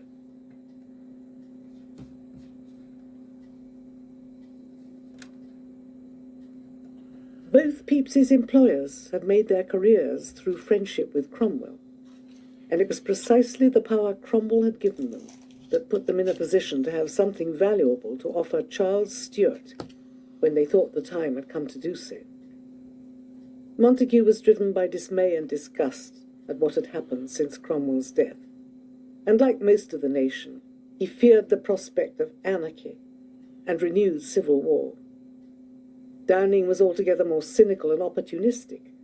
Both were sharp enough to know they must judge exactly when to jettison the remnants of Cromwell's regime and make their submission to the king, and make it so acceptably that he would reward them for it.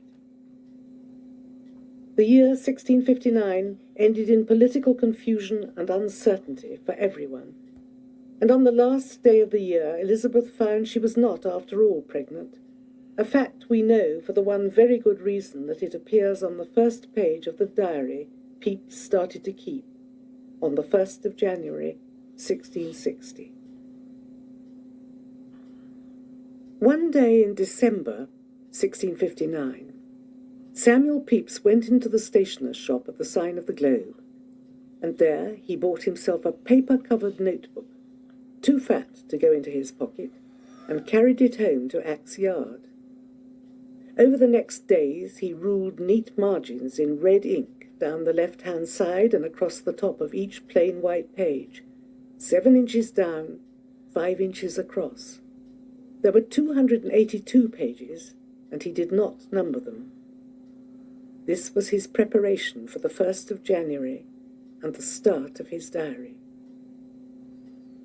Whatever nourished the idea of the diary in his mind, he took care over its physical appearance and condition. It was to be written in ink, black or brown as it came to hand, with a quill pen sharp enough to allow him to form shorthand symbols no more than 2 millimeters square. He spaced the lines evenly, with between 20 and 30 to a page. He gave curly ornamentations to the capital letters for the name of the month at the head of each page, very occasionally forgetting it was a new month, so that he had to delete December and put in January. Some pages are browned to a pale toast colour with the years, but more have remained a fresh, almost chalky white. There are thin, fragile pages, and others that feel downy, almost velvety to the touch. His pages are as beautiful as pieces of embroidery, with their neatly spaced symbols, interspersed with longhand for names, places, and any other words that took his fancy. The longhand leaps out at you, tantalizing you as you turn the pages, each word suggesting its own stories. Axe Yard, Mr. Downing, Jane, Hinchingbrook, Deptford, Whitehall, Monk, Easter Day, Emerods, venison pasty. Packets of meaning surrounded by the elegant, impenetrable shorthand. Pepys's diary is from its first pages doing so many things at once that it can be daunting.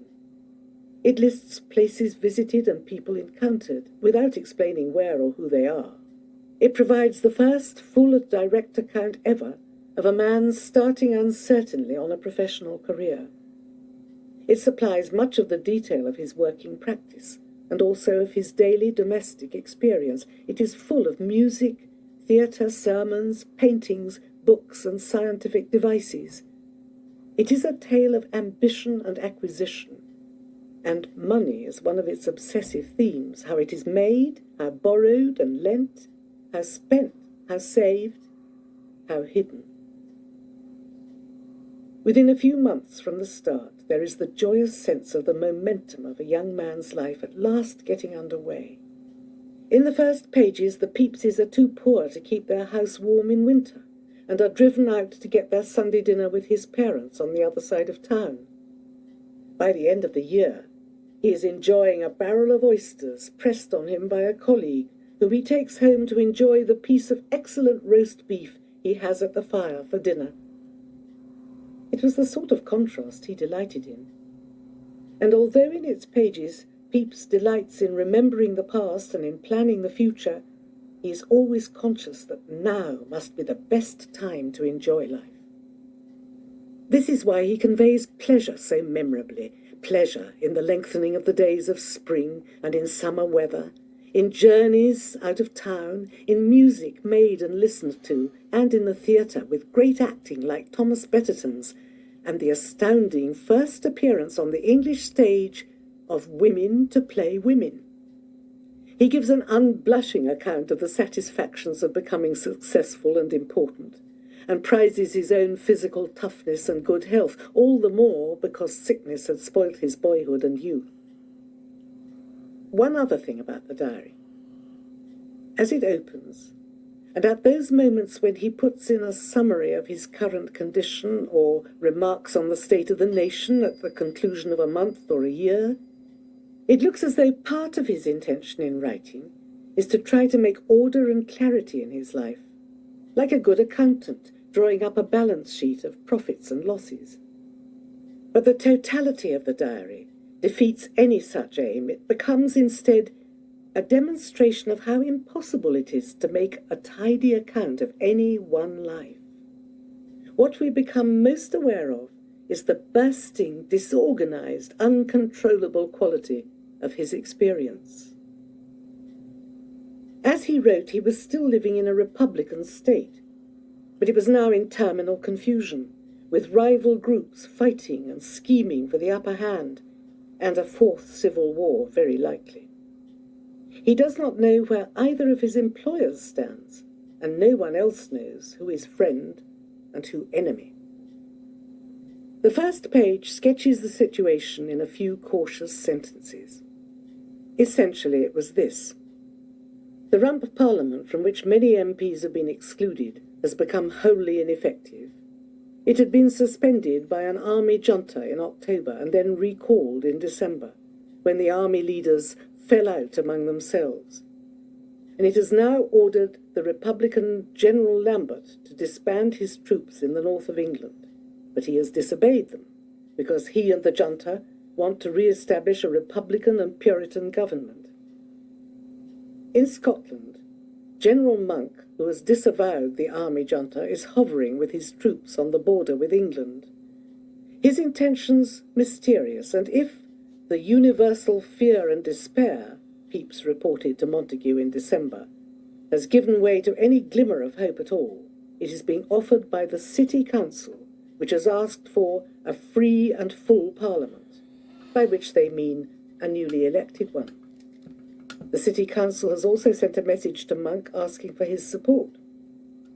Meanwhile, troops continue to occupy the city, and Vice Admiral Lawson, who is against the army and in favour of the Rump, has brought the fleet into the Thames, and looks as though he might be preparing to blockade London. He has his own programme of republican reform that he has submitted to the city and had rudely rejected.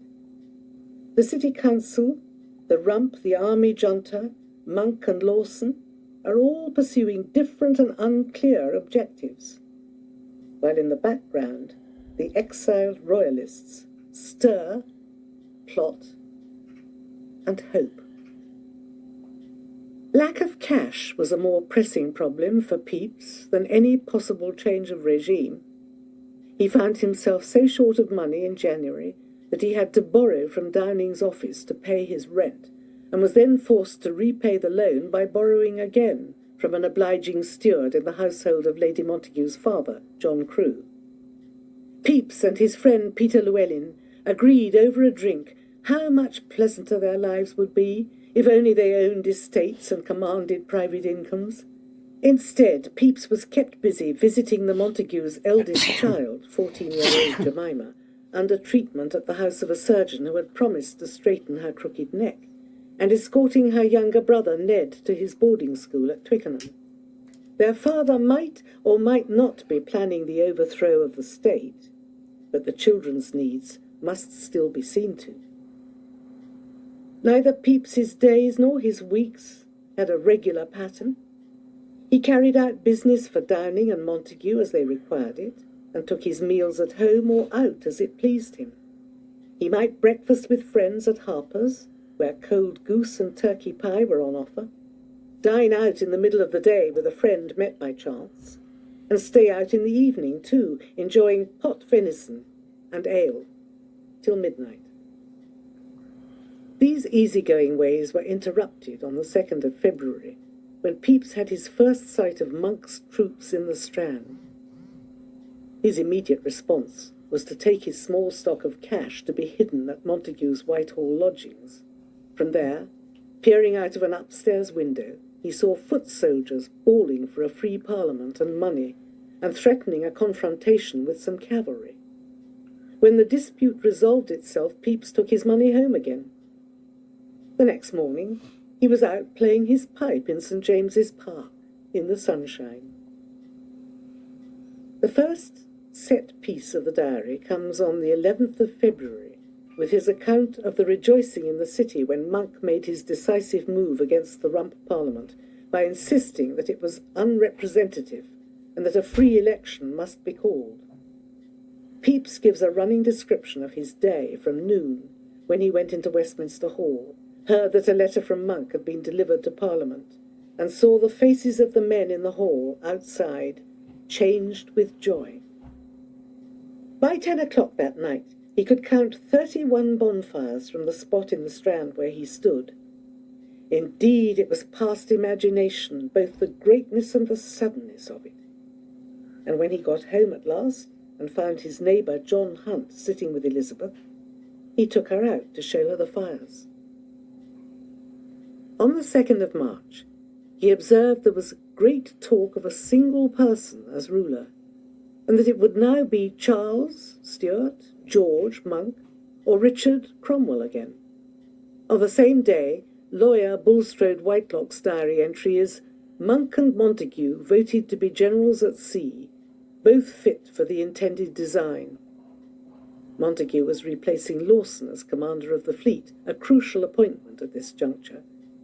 But he was still uncertain about Monk's ultimate intentions. On the 5th of March, Pepys committed himself to great hopes of the king's coming again. At last, on the 6th of March, Montague opened his mind to Pepys and asked him if he could go to sea with him as his secretary, since he was going to need someone he could trust. He told him he believed the king would be restored, and laid great stress on the affection of the people and the city. "At which I was full glad," Pepys noted. There were still Republicans and adherents of Richard Cromwell about, and Montague stressed that the king would have to carry himself very soberly and well if he were to succeed. For the first time, Pepys wrote, people felt free to drink the king's health openly, and since this was good enough for my lord, he would happily go with him to sea. On the 23rd of March, he took a barge at the Tower and boarded the Swiftsure with a group of Montague's servants and his own clerk to serve him. Soon afterwards, a personal letter came to him from Robert Blackburn, Secretary to the Admiralty, addressed as he had never been addressed before, to Samuel Pepys, Esquire, of which, God knows, I was not a little proud. From this point, two stories are being told in the diary. One is a breezy account of shipboard life in which Pepys enjoyed his snug cabin, set out to learn sea terms, and walked on the deck to keep sickness at bay. He made music with Montague's clerk, Will Howe, consumed pickled oysters and radishes, and appreciated the sight of some handsome women aboard a passing East Indiaman through a friendly lieutenant's telescope. He played ninepins on deck, and he explored below decks to see the massy timbers and the storerooms where wine and provisions were kept. The other story that emerges is the political one. From the Swiftsure, Montague and his party transferred to the Naseby, his former and much-loved flagship, with the figure of Cromwell treading down 6 nations on its prow. He could hardly go to greet the king from a ship so decorated, and carpenters were summoned to start transforming its appearance. The ship's decorations were not the only problem. Montague started going through the list of his senior officers, getting rid of radicals and religious zealots, and dispatching others to far-off destinations to keep them out of the way. It was a delicate and painful business. He told Pepys he had doubts about even his own flag captain's loyalty. As it turned out, Lawson had decided to make his accommodation with the new regime, and his submission sent a useful message to all the other officers. After this came the most important news from London, where the newly elected Parliament received a declaration from Charles in Breda in Holland. It was drawn up by his chief adviser, Edward Hyde, a subtle diplomat, and promised a free and general pardon to all who within 40 days claimed it and asserted their loyalty. The only exceptions to be those Parliament chose to exempt. Liberty of conscience was also promised. Parliament was to decide what should happen to sequestered royalist estates, and Monk's troops and the navy would have their arrears paid. Hyde's masterstroke was to leave all contentious matters to be settled by Parliament later. Charles himself asserted his devotion to the Protestant faith and asked for divine blessings on Parliament. On receiving the declaration, Parliament voted £50,000 for the king. This was on the 1st of May, and the news reached Montagu and Pepys the next day in a letter from Thurlow. Montagu instructed Pepys to read out Charles's declaration to the assembled officers and to follow it with the loyal response he had carefully written out for them. And although Pepys felt that many in their hearts were against it, they agreed to it. As for the seamen, they had no reservations at all and shouted, "God bless King Charles," with genuine joy. On the 10th of May, Montagu's eldest son Ned came aboard, and on the same day a message from Monk arrived, urging Montagu to fetch the king at once rather than hang about waiting for instructions from Parliament. Montagu took his advice and sailed on the 12th. They anchored at Scheveningen, the port for the Hague, on the 14th of May.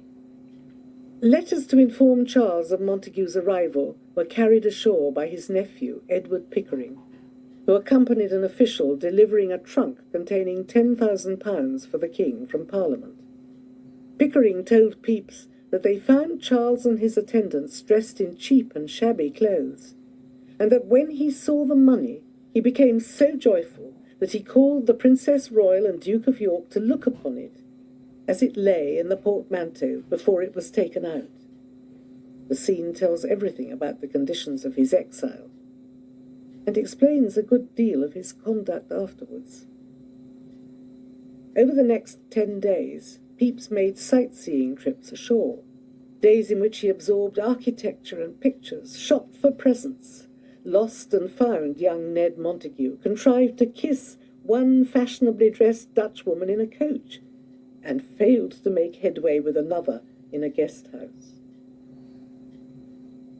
Back on board, he heard more news from London.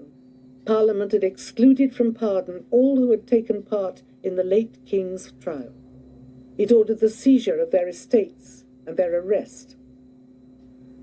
In the eyes of the king, men such as Montagu had redeemed themselves by their change of heart and the help they were giving him now. Montagu received an earldom, lands with a value of £4,000 a year, and the Order of the Garter. He was also made a Privy Councillor, a Treasury Commissioner, Master of the Wardrobe and Vice-Admiral of the Navy under the new Lord High Admiral, who was to be the King's brother, James, Duke of York. Much of this was announced when the King came on board, on the same day that he formally renamed the ships. The Naseby became the Royal Charles, the Richard became the James, and the Dunbar became the Henry, named for the King's youngest brother. Walking on the deck as the Royal Charles sailed for home, Charles told stories of his escape from England after the Battle of Worcester. Pepys was moved by his account of the hardship he had endured, and wrote down a summary immediately afterwards. Before the royal party left the ship at Dover, Pepys managed to get a word with the Duke of York, who told him his name was already known and promised future favour. Then the royal party swept on to the shore.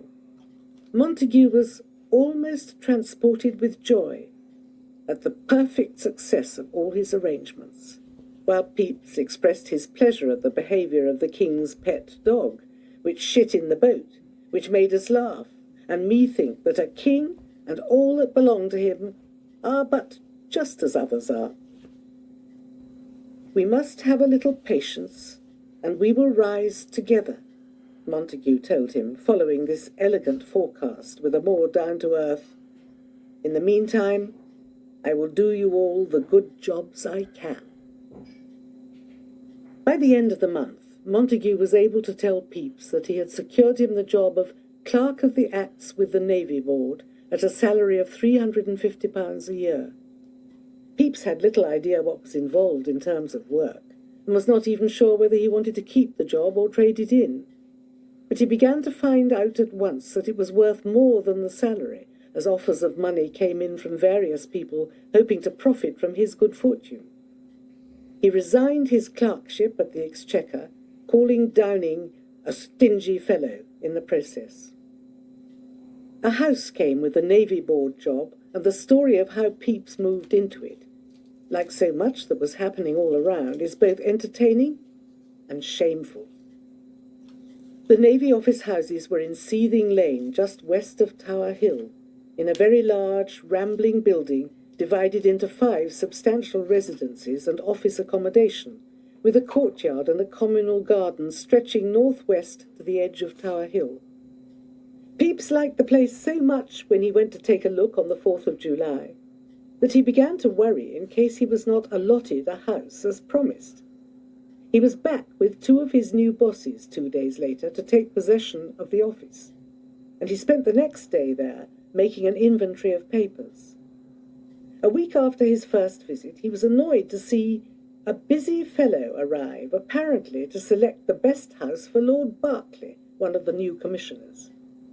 Pepys hurried home to Axe Yard, collected a pair of sheets, and invited Thomas Hayter, a Navy Office clerk, to accompany him back to Seething Lane, where he knocked at the door of the house he wanted. It was inhabited by Major Francis Willoughby, a commissioner since 1653. Pepys announced that he wanted to spend the night in Willoughby's house. Willoughby courteously agreed. Pepys enjoyed a good night's sleep, and 2 days later asserted his right to the house. He received permission to start on some alterations, and on the 17th, after a day's delay caused by rain, he moved in. End of Side 2.